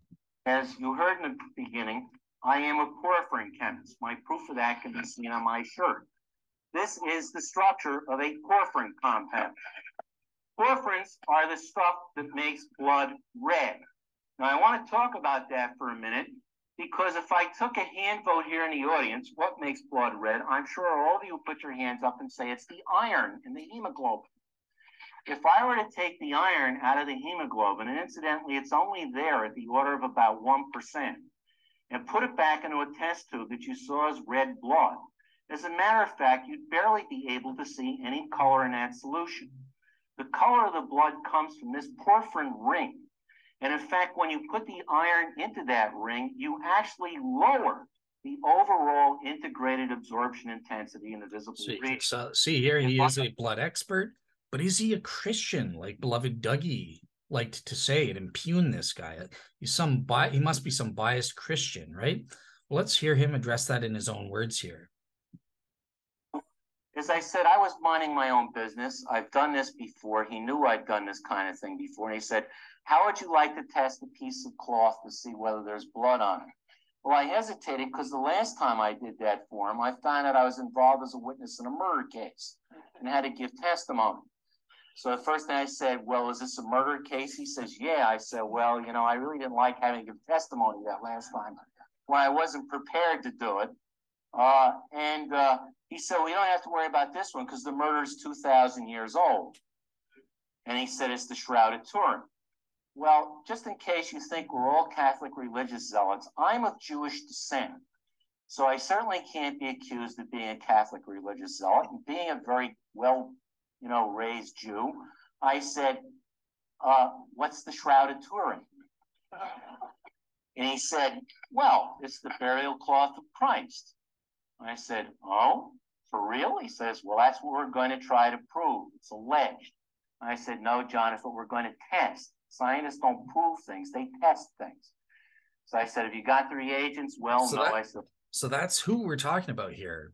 Sorry, Doug, not a biased Christian with motivated reasoning. That's actually you. That's actually the atheists. You're desperate to disbelieve, and you'll look for any excuse you possibly can. But what's the point here that I want Alan Adler to teach you guys?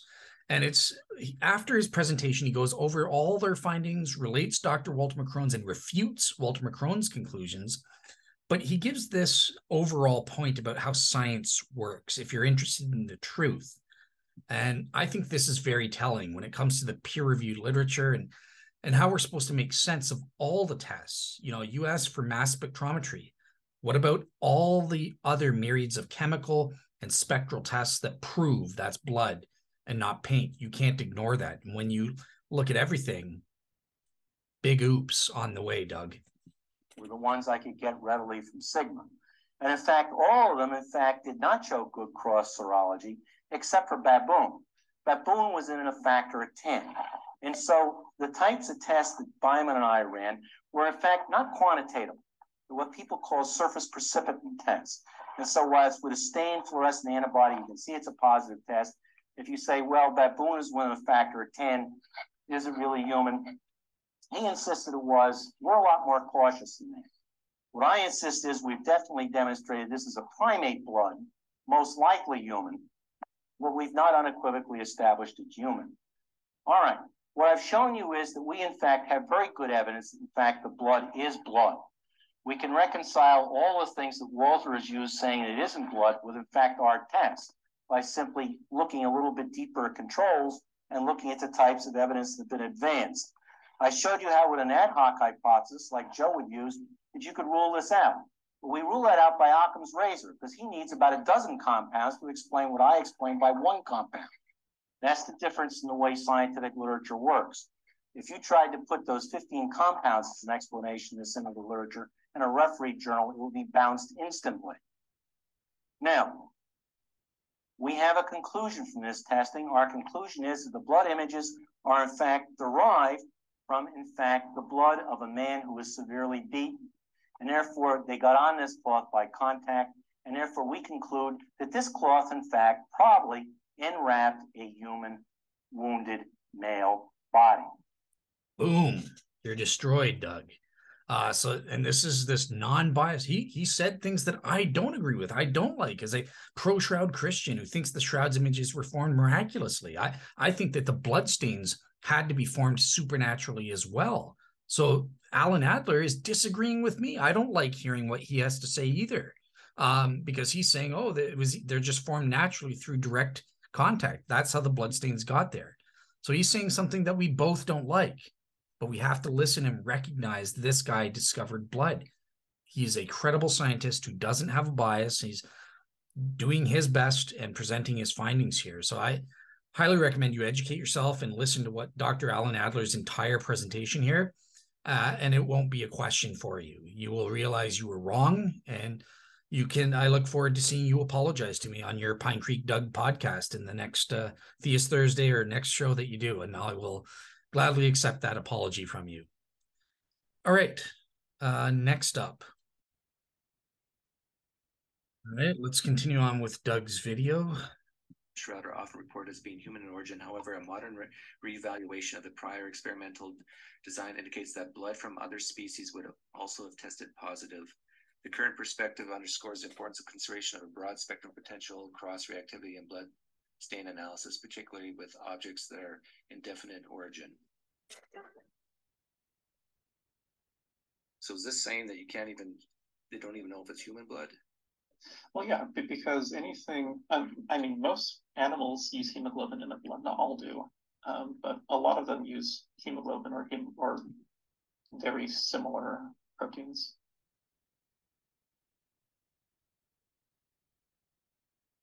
And it's not like we're doing like a analysis of the protein shape. We're just going and looking for, from what I'm understanding reading these, we're looking for kind of. Okay, so I'm just going to pause and skip over this part, but So the answer is, I believe, yes. So basically what happened is they think they identified antigens, M and S, M, N, and S, and these are distinctive. They looked for across, used control samples, and they ruled out certain animals so that it had to be either human or primate. And then they did some further experiments and said that the most likely candidate is human. However, Dr. Kelly Kearse, who was on my show, has recently gone against that. And I agree with him. I don't think that we can prove that it is human blood. We need further tests for that. However, saying that it's not human, we can't prove it's human blood, doesn't mean that it's not human blood. Get that straight. It's still an open candidate. But yeah, the pig's blood would also be a candidate, or primate blood, or other animals like cats, Kelly Kearse mentions. But I just want to play a clip from Dr. Kelly Kearse when he was on my show explaining a little bit about this. So hang on.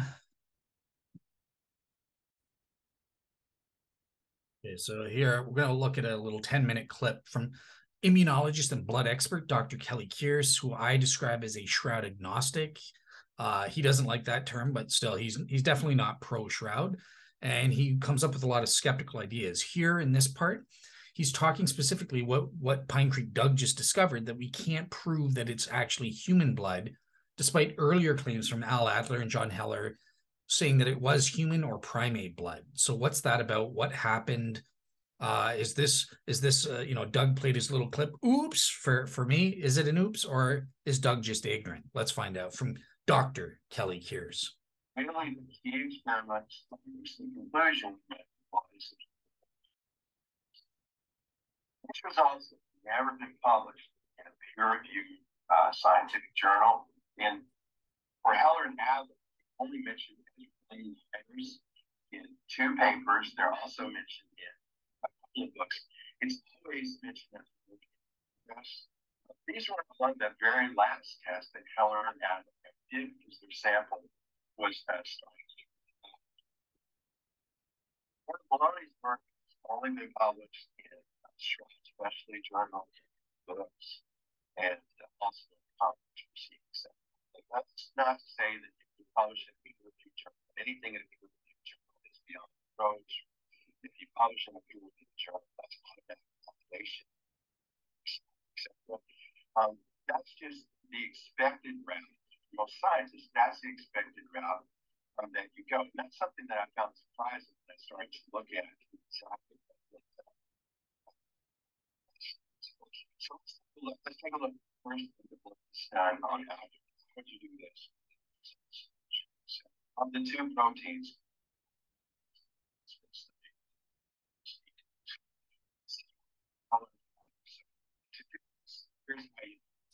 you take human albumin protein, you inject it into another species to eat. So the species that was used that rabbits have blood, rabbits have albumin, but human albumin is a little bit different than rabbits' immune systems that are response to that protein. You inject it, it's going to make antibodies against human albumin. So you give the rabbit a couple of extra boosts just to stimulate the immune system to maximize antibody production. And then you remove the antibody to use it. So now you have antibody against human albumin that was made in a rabbit. Antibodies are really, really small. You can't see them by just looking under the microscope. So you have to add some kind of tag to it that allows you to visualize it. So they use the fluorescent tag in these studies. It's a very common technique. You can find a fluorescent tag. So when you look at this under the fluorescent microscope, wherever you see a fluorescent positive signal, wherever you see it glowing, wherever you detect fluorescence, that indicates that the antibody's bound. The more fluorescence you see, stronger the signal. So Heller and Adler to label anti-human albumin antibody. Look at blood-stained fibers from the shroud. They look at fibers that did not contain blood stains. There was no binding signal. So, blue, the blood stains contain the antibodies human albumin. So the suggestion would be there, well, that's human albumin that it's recognizing. But there's something in immunology called cross-reactivity. Cross-reactivity refers to the fact that even though the same protein may be expressed in a lot of different species, and you make an antibody against one particular species, because they're all there, function of those species, because they're all you could make it against human protein, but it might react to species. So this is activity. So before they even did any Shroud studies at all, they took this antibody that they had generated in rabbits, rabbit anti-human, generated in rabbit against human. They tested it against chimp blood from a chimpanzee. They saw a positive reaction, really not unexpected since chimps and humans are similar. They also saw a positive reaction that when they tested the antibody against cow blood, horse blood, pig blood, the reactions were all negative. So they didn't really did any experiments. They could only conclude if they got a positive result. Data showed that it was primate blood. Primate kind of worked over the years. But if you go back to the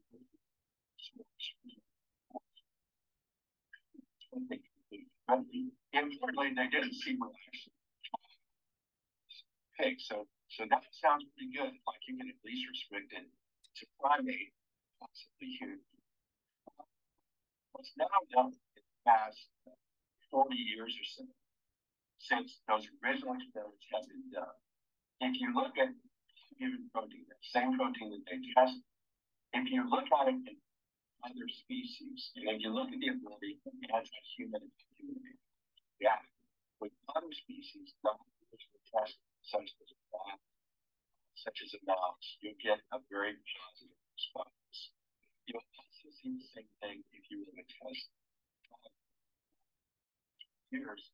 dogs that have low protein levels in their circulation. They're treating dogs using human protein. And this antibody reactivity was really done by the investigators. There's figure 2 in the latest paper. I think there's a link to it. Species available. Figure 2 shows 3 examples, papers, screenshots, companies that produce antibodies. You can see very clearly the reactivity using anti-human antibody to reactivity with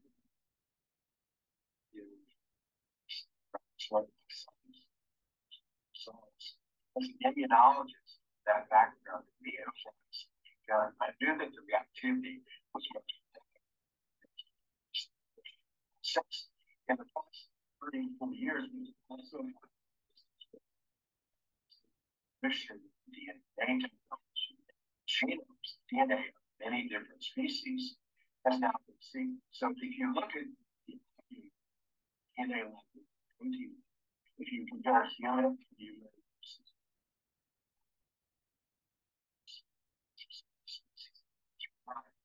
you see that they're very similar. So the DNA of in fact, the most similar species is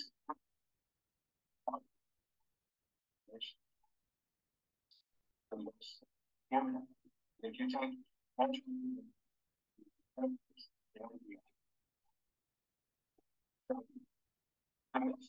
think that the cross-reactivity is much better than previously realized. And you start seeing negative results, big things change or be until further this. But when you look at the DNA evidence together with the antibody reactivity, again, it's been demonstrated by many different investigators. This is not just look through papers and software reactivity as always reported.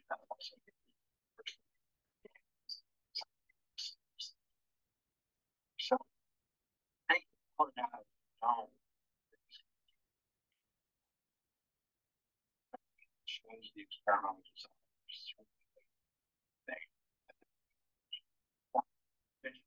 Another protein that was tested. This was tested by Heller and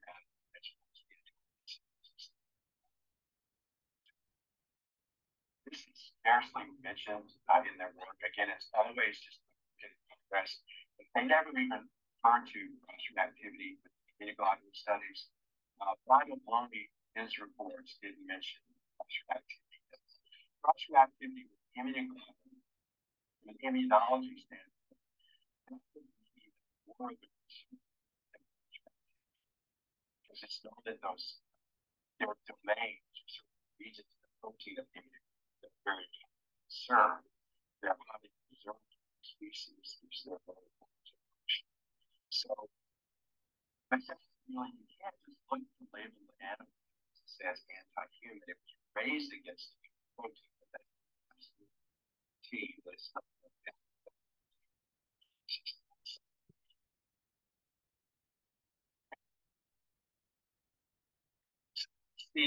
That's the human.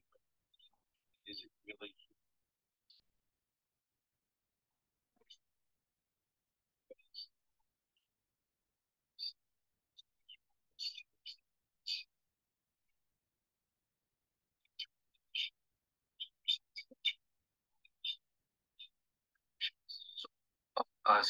So yeah, so just to summarize for the audience, so Kelly here is saying it is real blood. It's proven to be real blood. It's however, we can't prove that it's human. Now that doesn't mean like you wouldn't say we can prove that it's not human. We can't rule out. Exactly. Yeah. So I'm exactly.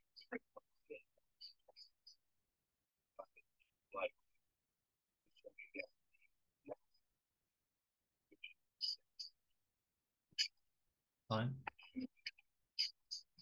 There we go. Dr. Kelly Kearse himself, the Shroud agnostic and immunologist blood expert, confirms that absolute proof it's blood, but the tests that they did were just not specific enough. We've learned since 1978 that we can't say it's definitely human or even primate blood. It could work with other blood like cats or dogs and stuff like that. So we just have to say it's unknown. Now, that's not the same as saying it's not human blood, okay, skeptics? Saying we lack the proof that it's human blood doesn't mean that we have proof that it's not human blood, okay? So please get that straight. Okay, so let's move on with beloved Doug and see what he's got next for us here.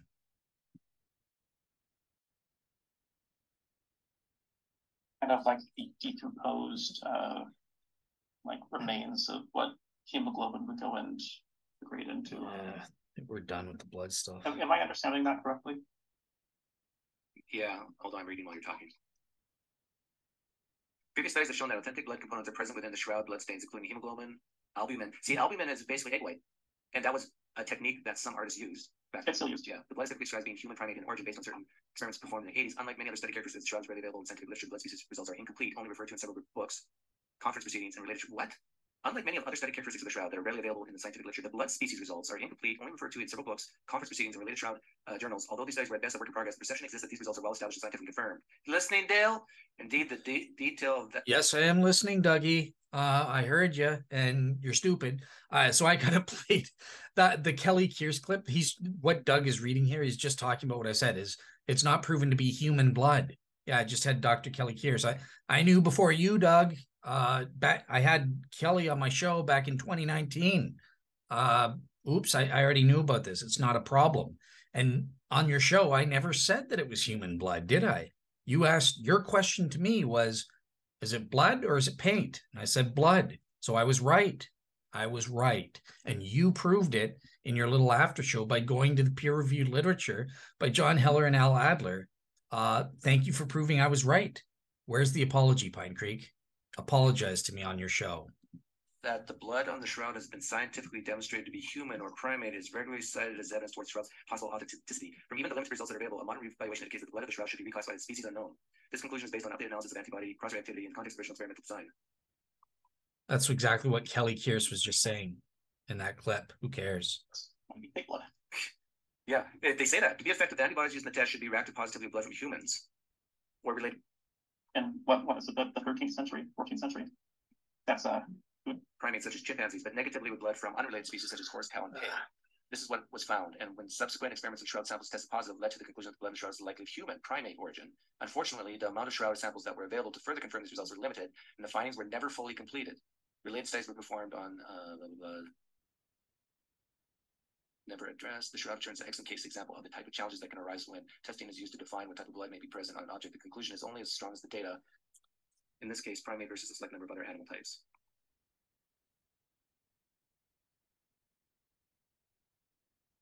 So I agree with the head shake. Doug, you've been destroyed. So here's what I'm picturing. You have a parish in what is it, the 13th century, 14th century? That's doing poorly. Pope wants his money, saying, hey, where are those tithes? And they're saying, oh no, we need to do something. There's the conspiracy theory. Where's the historical proof that this actually happened, Justin? You're just pulling it out of your rumps, aren't you? You're making stuff up. Pathetic. Things like that. So there's no shortage of people who die, take one of them, go cloth over them, do something or other. And they rub some dirt on it, whip it out and say, hey, look, guys, we found this in a tomb. It's amazing. Now come and pay such and such number of ducats to come see it. Yep. There you go. The atheist and the skeptic said it. Therefore, it's true. This is the mindset of atheists. Instead of using evidence like they always pretend and claim and demand from Christians, it's just make up whatever horse trash you can think of. And it must be true because it's against the religious hypothesis. Oh, I need a clip here. Okay, no, I'm not going to waste it. Let's move on because this is taking too long. Christians who think that this has to be for God, because how else would men are, as Dale would say, men are not that good at the high eye-hand coordination. Hand-eye brain coordination. I mean, if you're going to mock me, at least get it right, Dougie. Come on.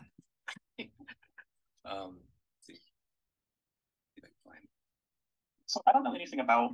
I honestly I didn't understand so much what he was talking about. I don't know anything about like how liquids absorb into fabrics. And so this might be completely wrong. Isn't this cute? Good old Dougie can pull up a 3-minute clip and thinks he knows everything about the shroud. Okay, well, let me pull up another shroud skeptic. There's a nice little, on a CNN documentary, there's a nice little 3-minute clip of Nicholas Allen, another shroud skeptic, who says this is horse trash, and he's made up his own proto-photo hypothesis. Doug's brain must be exploding now. He doesn't know which shroud skeptic 3-minute little video clip to believe. I saw one 3-minute clip. I just assumed that was true. But now there's a contradictory shroud skeptic 3-minute clip. So anyways, Doug, the point is here, Doug, in a serious note and not making fun of it, Doug is kind of exposing the limits of his research into the shroud. And it comes from the fact that he doesn't take it seriously. And this is his fault and his problem. He should be a real seeker in these things. And instead, what he's done is he went to a Smithsonian article. He didn't go to even to the primary source, Luigi Garlashelli's paper, and read that, let alone the refuting papers against his theory. He's watched a 3-minute clip and he thinks he knows enough to refute me, someone who's been studying the shroud for years, let alone the pro-shroud experts who've been in this since 1978 and have been doing actual scientific experiments and studies and stuff like that. So it's just, with being serious and not insulting you, I would just say that's not comparable, Doug, and you have to just be honest. I know we've been polemical and kind of jokey and stuff to each other. You've got your meme videos. I've got my kind of review videos poking fun at you, but being serious for a moment, just admit it. Like that, what you've done is an inadequate basis. You don't have the intellectual right to an opinion on the Shroud of Turin. If you're being intellectually honest, you need to look at both sides seriously and research both sides, and then you can have an informed opinion. If you still disagree with me, that's great. Like I said, I'm friends with the ultimate shroud skeptic, Hugh Ferry.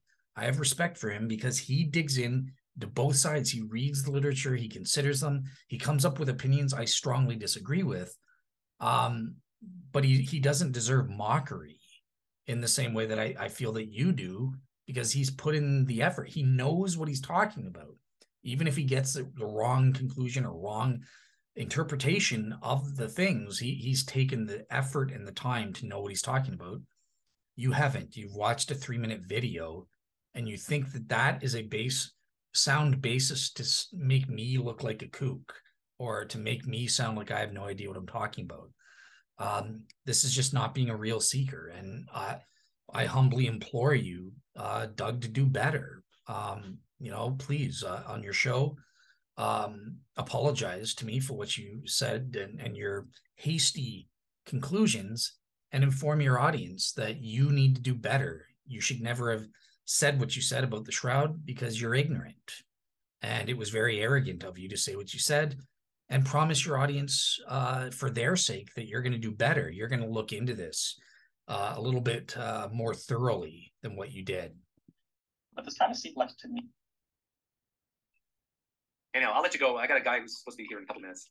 Yeah, sure thing. Okay, thanks for having me. Yeah, so I learned way more about Shroud than I think I ever needed to know today. So thank you, I guess. Take care. Good luck. This is the final 14 minutes, thankfully, and then I can end it. So yeah,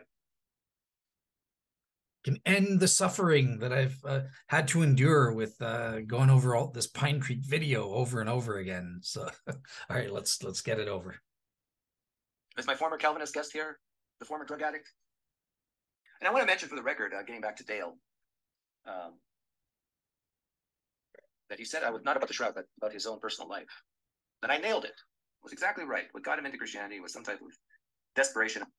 I don't remember saying that at all. I said it was intellectual. I admitted that I was going through an emotional time. And emotions played a role in giving me a bad time around 2009 or something like that. And at that time is when I lost my faith and became an agnostic. That's what I admitted. But even still, even there, it's a stupid argument. Just because people are emotional beings and they go through ups and downs in life, number one, had nothing. I was in an up in 2018 when I became a Christian. I'm still in an up now. I'm too logical, unlike atheists. I can see the logical entailments. No God, no ultimate purpose or meaning. Everything's meaningless. That's just logic, basic logic, and the understanding the logical entailments. I can't be like an atheist. I wish I could. Ignorance is bliss. I wish I could be like Dougy and just be content with shutting my brain off and just mindlessly go through life happy with trivial things that in the grand scheme of things mean nothing, but I can't. That's not how I'm wired. I'm a critical thinker, and I can't ignore the logical entailments of my worldview like Doug can. Great. That's great for you. I'm glad, because I don't want you to die. I think you're wrong. I want you to keep living. Don't be logical. Keep being irrational. If that's what keeps you alive, great. And then give me time to work on you and convert you to Jesus. I want to see you on the end times being judged by Christ and being judged worthy, getting saved. How great would it be to have Pinecreek as a brother up in heaven, or after Judgment Day on the new heavens and the new earth? That would be amazing. But again, not mocking you, Doug, the serious response to you is that this is a mistake that I think atheists make. Stop doing the pseudo psychoanalysis bit. Stop pretending like, oh, it's all just emotional and stuff. Human beings are a mixed bag. Yes, emotions play a role. I'm more intellectual than many people in my approach to religion, as Gary Habermas will confirm on my video with him. Gary Habermas, Dealing with Doubt. See it on Real Seekers for proof. He's known me for years. I only ever raised intellectual doubts because that's the only thing that bugged me. I didn't have emotional doubts for the 8 years I worked with Gary Habermas from 2010 to 2018. But yeah, that's not to say that, I was Spock. I never had emotions. And that's not to say I never went through a time. I did go through a time where I was struggling a little bit. And what was the result of that? That was the time when I lost faith. I was angry and bitter towards God, and I stopped believing. I called myself an agnostic, and I believed I was an agnostic. I didn't know, is there a God or not? How do I make sense of this this world and everything, that was going on and stuff like that. But I would never say that, oh, I lost my faith in Christianity because it was just pure emotions. I think that was a major contributing role, and maybe a primary I think it was the cause of my being agnostic. I think I really did believe in God the whole time, unbeknownst to me during that 6-month period. But I had intellectual reasons. I realized that, hey, I with Christianity, I couldn't say I believed this until I had dealt with the negative evidences and found a way to make sense. Again, I didn't know Bayes' theorem. I didn't know any of these. I wasn't a professional philosopher. I didn't know the technical jargon at this time. I just knew I had to find a way to make sense and make an overall judgment about the religions and take each religion seriously. And that was ultimately what my purpose was. And that led me to learning in 2018 that Christianity was true. So my heartfelt plea is, like, stop playing the pseudo psychoanalysis game. You're not good at it. Everything you say is, I mean, it's just obvious common sense. I could go to you and say, oh, you were probably an emotional being and we're experiencing some emotions when you left the faith to Christianity. And then I can just dismiss all the substantive reasons as to why you left Christianity. I don't play that game with you. I don't just assume, oh, you were just emotional, unless I probe you further and get a lot more details and stuff like that, where that judgment would be warranted. But I don't deny that you had substantive reasons. Now, they're probably not very good, in my opinion, but you had reasons as to why you left. I wouldn't deny the fact that you were being an intellectual. So show me the same courtesy and the same respect. Show Christians the same courtesy and respect is what my non-provocative or non-trolling response would be on this front. In his life, some type of tragedy, whatever. This is normal. This is typical. And this is, well, it's related to the shroud in that when you're desirous for physical evidence for Jesus, you're desirous for the shroud to be authentic. When you're desirous for your life to have a change, a clean slate, a fresh start, meaning, hope, purpose, if it just feels so bad to think that there is no God and you're not special and that you're just going to die and that's it, and I don't know, nihilism or whatever. I mean, you're going to look for evidence to confirm what you want. So we're waiting for this guy who was on the apologetic circuit, who he's either left or he's on the brink of leaving, and he wanted to talk to me. And his name, what's your name? I won't give his full name.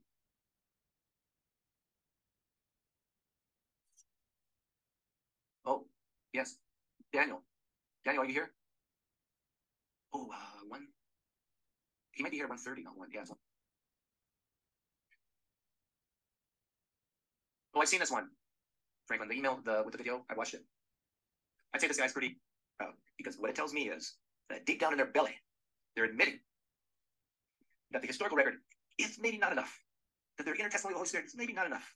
They need something physical. Yeah, I already answered this. I don't need something physical necessarily or in principle. I can take out the shroud today, and the evidence I have today would be good enough based on the inner witness of the Holy Spirit, the historical evidence for the resurrection, and the vindication prediction argument. The reason for that is because the subjective evidence from the inner witness of the Holy Spirit has gone up from 75% to 87%, and therefore I no longer need it. At the time of my conversion, yeah, that's true. I needed another evidence. It didn't have to be physical. I thought it was great that the shroud is physical evidence and empirical in nature, because that will speak to skeptics like you. But I didn't need physical evidence, and I still don't need it. It's just I just happen to have physical evidence that warrants the truth of Christianity, and I think that's great, because that helps the cause of Christian apologetics and will speak to atheists who are biased and believe in scientism and stuff like that. This can crack open the door a little bit to them opening their mind and actually considering the truth of Christianity for once. Real. If they can smell, touch, feel, taste, hear, see, they need it.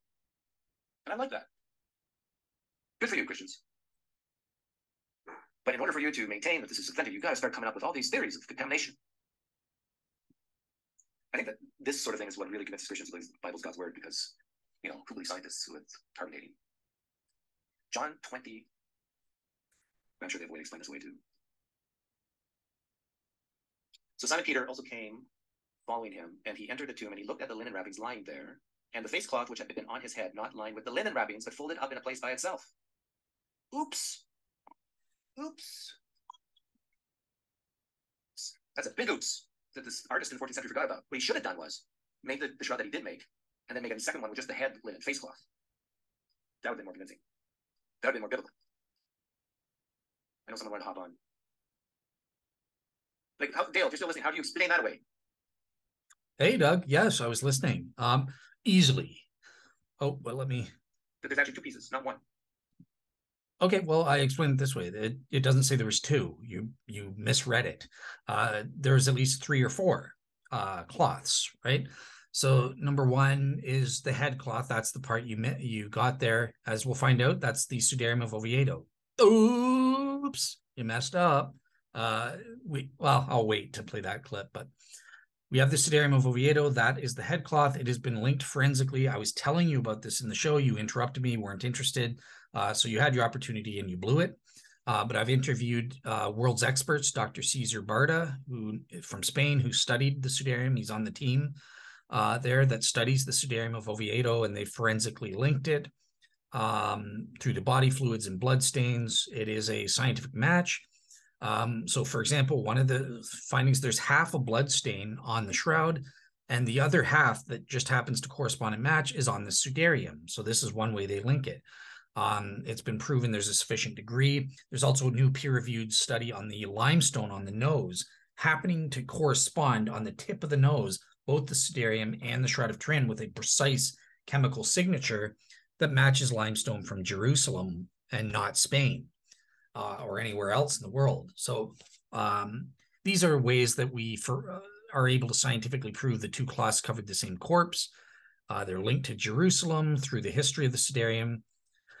I'll let him get into it and finish off here. But yeah, so how do we explain it? There were strips that bound the cloth to Jesus, at least 1 or 2, and the strips are gone. There is a strip on the cloth, on the Shroud of Turin, that's been ripped off and sewn back in.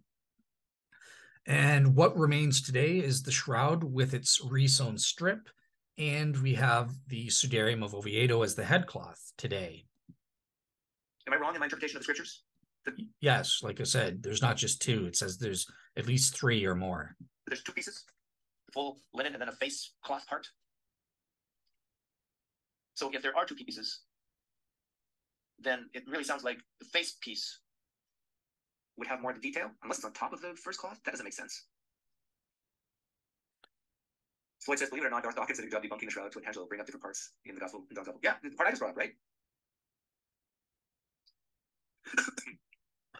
A long face cloth. So Darth Dawkins, I heard his takedown of Otangelo. He sucked. He has no clue what he's talking about. All respect to him, but he talks about the long hair in 1 Corinthians 15. Totally rubbish. Historically proven fact, men had shoulder-length hair in Jesus' time. They were not in the Greco-Roman style, especially from rural areas like Galilee. So there's nothing inconsistent. Darth Dawkins just messed up. He doesn't know the history. He's wrong, biblically speaking. Same deal with this John 20. There's nothing. And guess what? If you don't believe me, surely the ultimate shroud skeptic, Hugh Ferry, would take advantage of John 20 and say, well, the shroud is inconsistent with the Bible, right? Let's see what he has to say about that. Hang on while I pull him up. All right, so here is the infamous world's most knowledgeable shroud skeptic in the world, my personal friend who's on my show all the time in multiple Shroud Wars debates, responding to this claim about the Bible.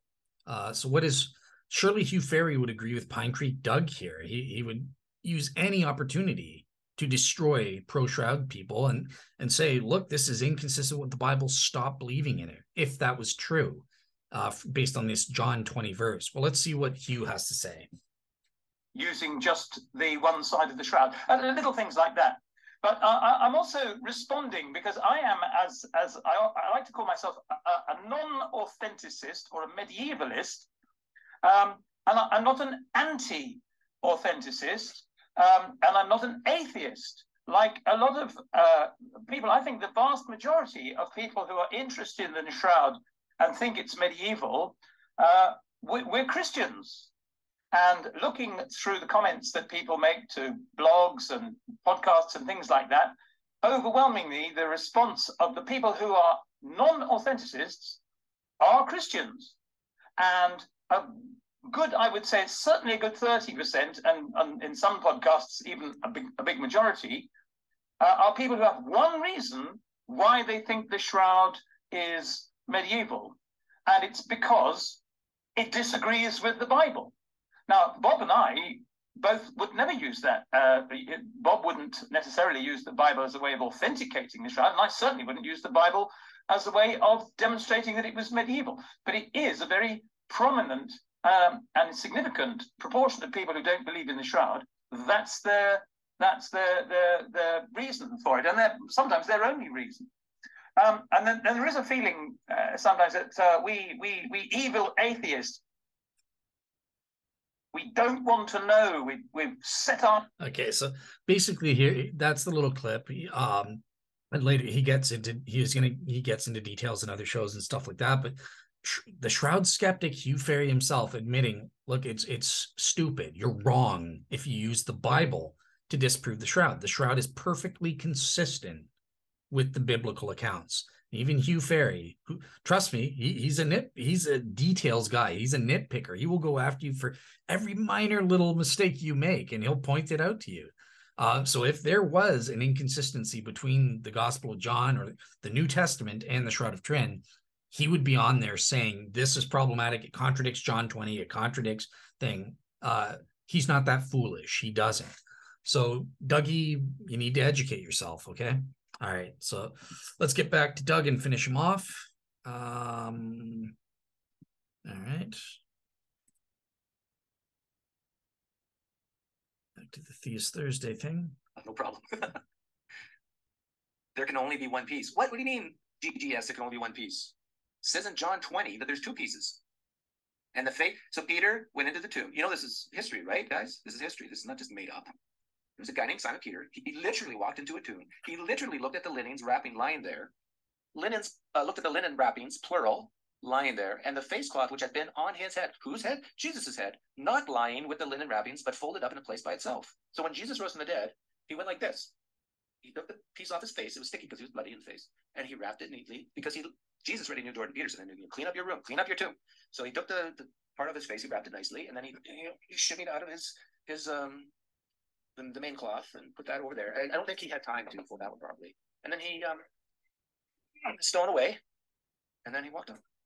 Or he maybe just went and poofed out. I don't know. But there should be two pieces. And the piece with... You should probably learn about the radiation hypotheses that posit the disappearing body.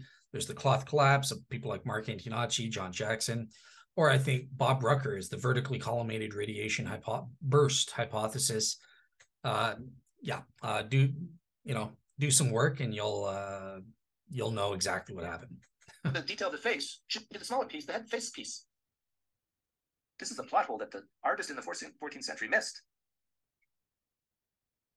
Dale, how do you explain this? Sudarium of Oviedo. Jesus walked out naked. Oh, you thought it was funny. That's great. Yeah, maybe. Maybe you didn't think so you don't have 100% that I was funny. This is spontaneous. I didn't plan this. This is okay. He's interacting with me. Clean up your tomb. I will give this one to you. That was a little funny. Jesus was a big Jordan Peterson fan.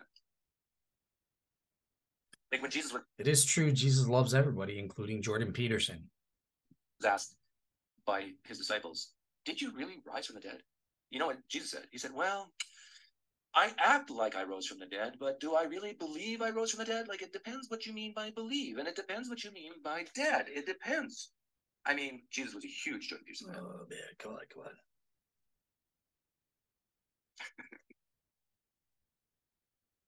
There's a separate head cover. I forget the name. It goes back to the 7th century. The blood spatter matches the shroud. Where is it, Franklin? Where's it now today? So I was screaming, Oviedo, Sudarium of Oviedo in the live chat. He didn't see it. Where is the headpiece? Is it in a museum somewhere? Has it been radiodated? Carbon dated? Yeah, it's been carbon dated 3 times. Also a 4th time, but the 4th one was a problematic one. Yeah, Jesus cried a lot too. Yeah, he learned that from Jordan Peterson. I should sell T-shirts. Clean up your tomb. Show a picture of Jordan Peterson and Jesus.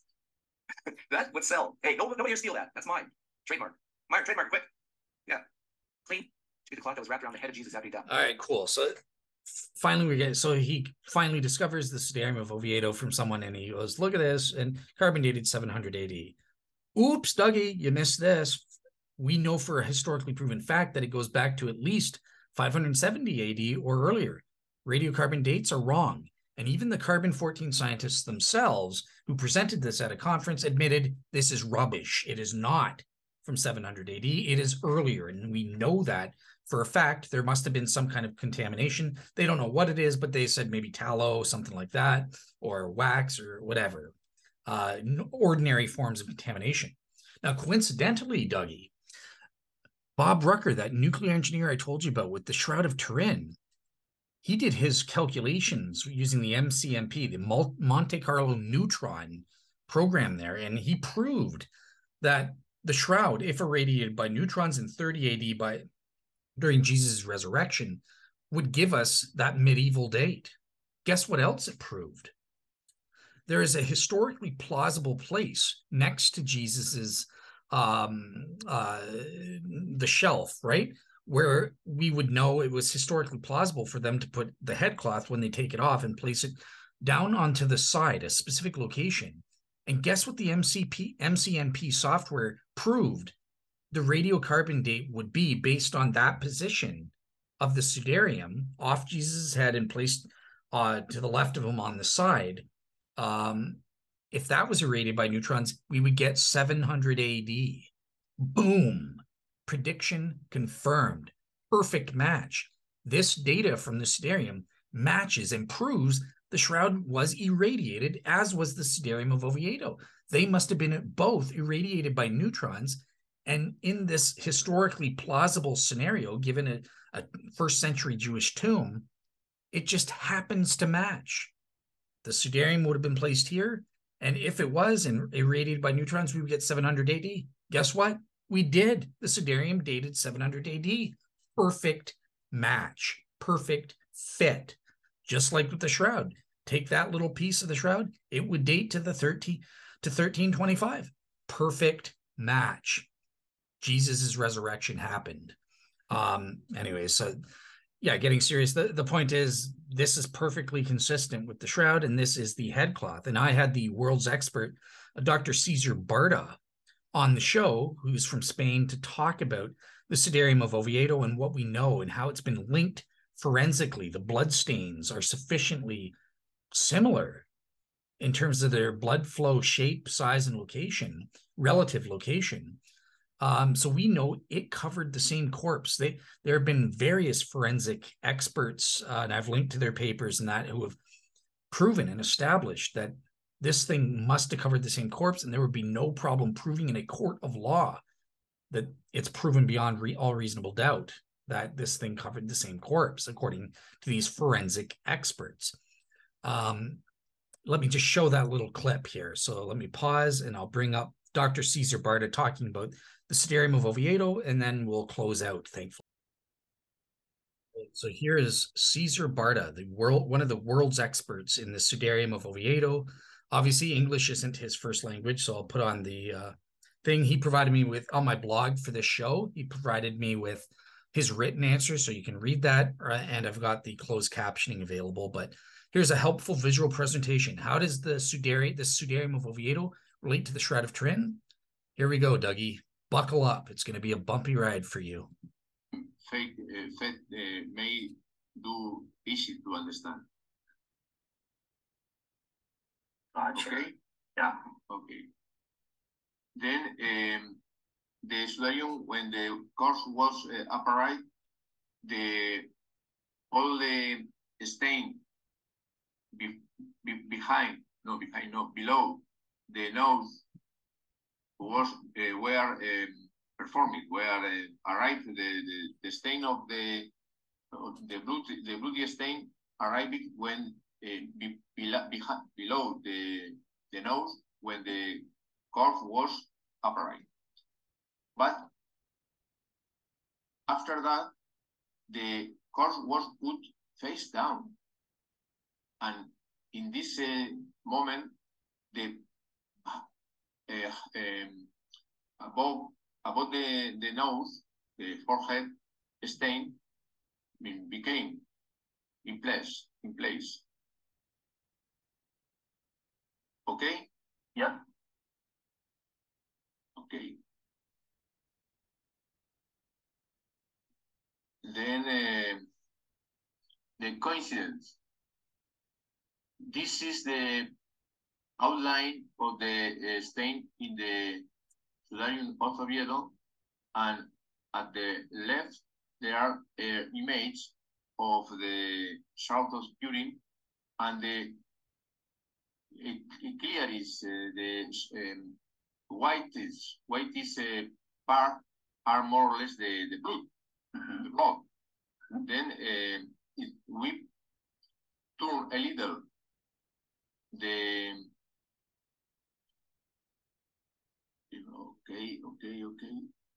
okay, sorry, no problem.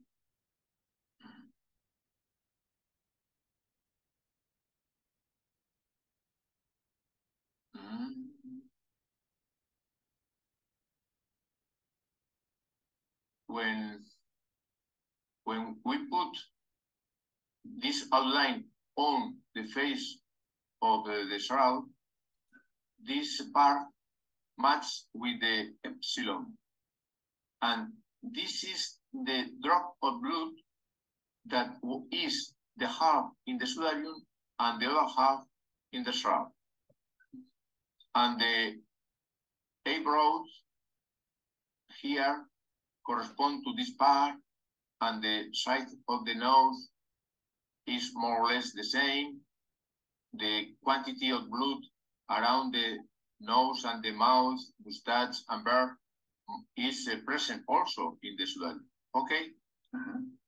This is a closer detail of the drop that is in the shroud, but without the middle of the drop. Only we have in the shroud, only we see around the drop, but not in the middle of the drop. And this so it's like a donut kind of thing, so that you have the timbit, the donut hole, I think Americans call it. They don't have timbits or Tim Hortons, but so one of the cloths has the timbit or the donut hole, and the other cloth just has the donut with the hole in the middle where that thing fits into. Incredible. This is present in the Sudarium of Oviedo. And now, before mentioning so this was the newest study that Dr. Cesar Barta is involved in the peer-reviewed literature. There's a link in terms of the limestone dust.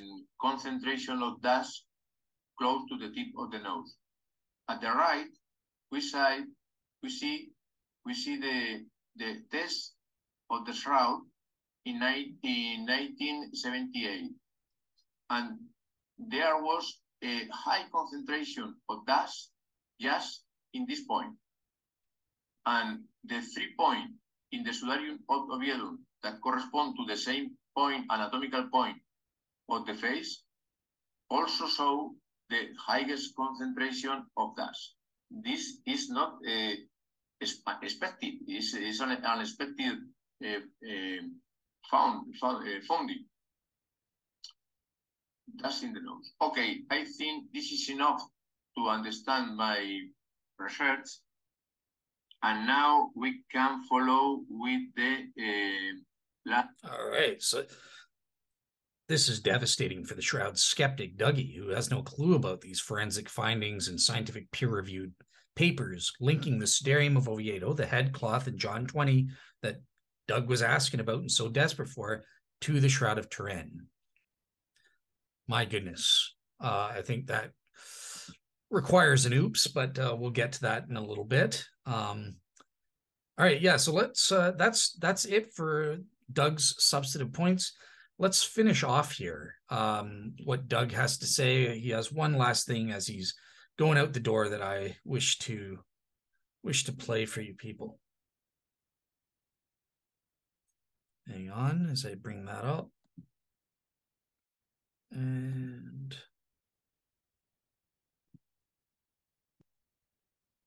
okay, hang on.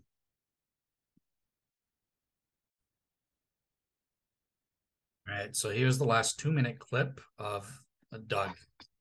Christians who love the Shroud for some reason.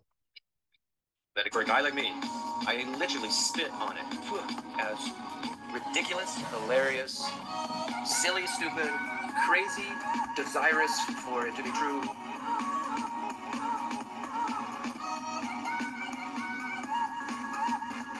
If you need it to feel good about your belief, go ahead. So there you have it. Beloved Dougy calling us stupid, desperate, everything under the sun, projection much. But yeah, what do I have for Doug? Basically, I think he is saying definitely the following. After my devastating critique. Oops.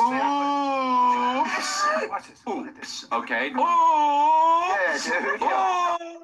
Oops. Oh my God.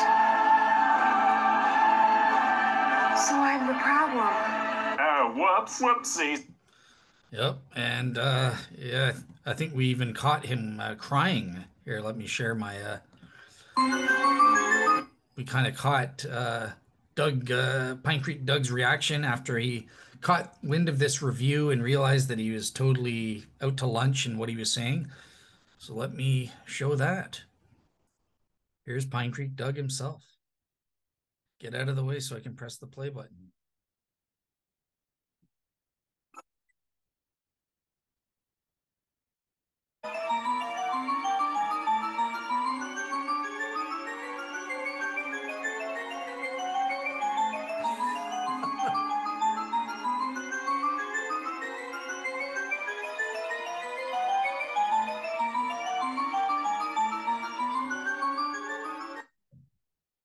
All right.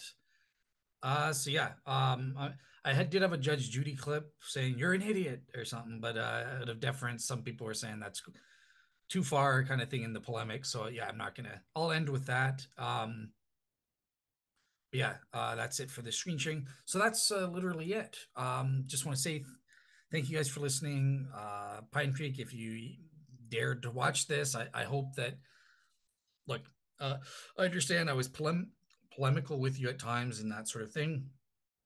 I was responding in turn. I was giving you an edifying and loving dose of your own to teach you a lesson, humble you a little bit, and to educate you. And I hope that you learned some things here and learned a lesson, not to be so arrogant and stuff like that with people you don't know. Like, give them a chance, give the Shroud of Turin a chance, give people a fair shot to give their case and seriously consider it.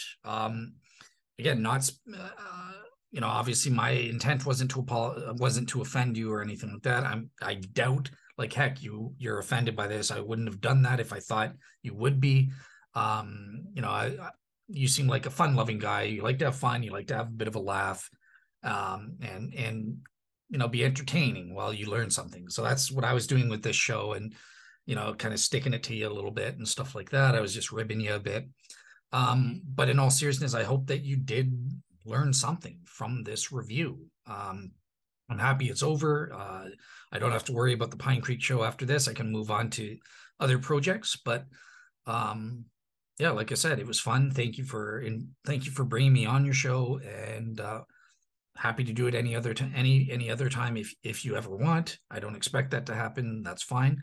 But yeah, again, at the end of the day, I just hope that this was interesting or helpful in some way. Other than that, have a great week, everybody. All right, take care.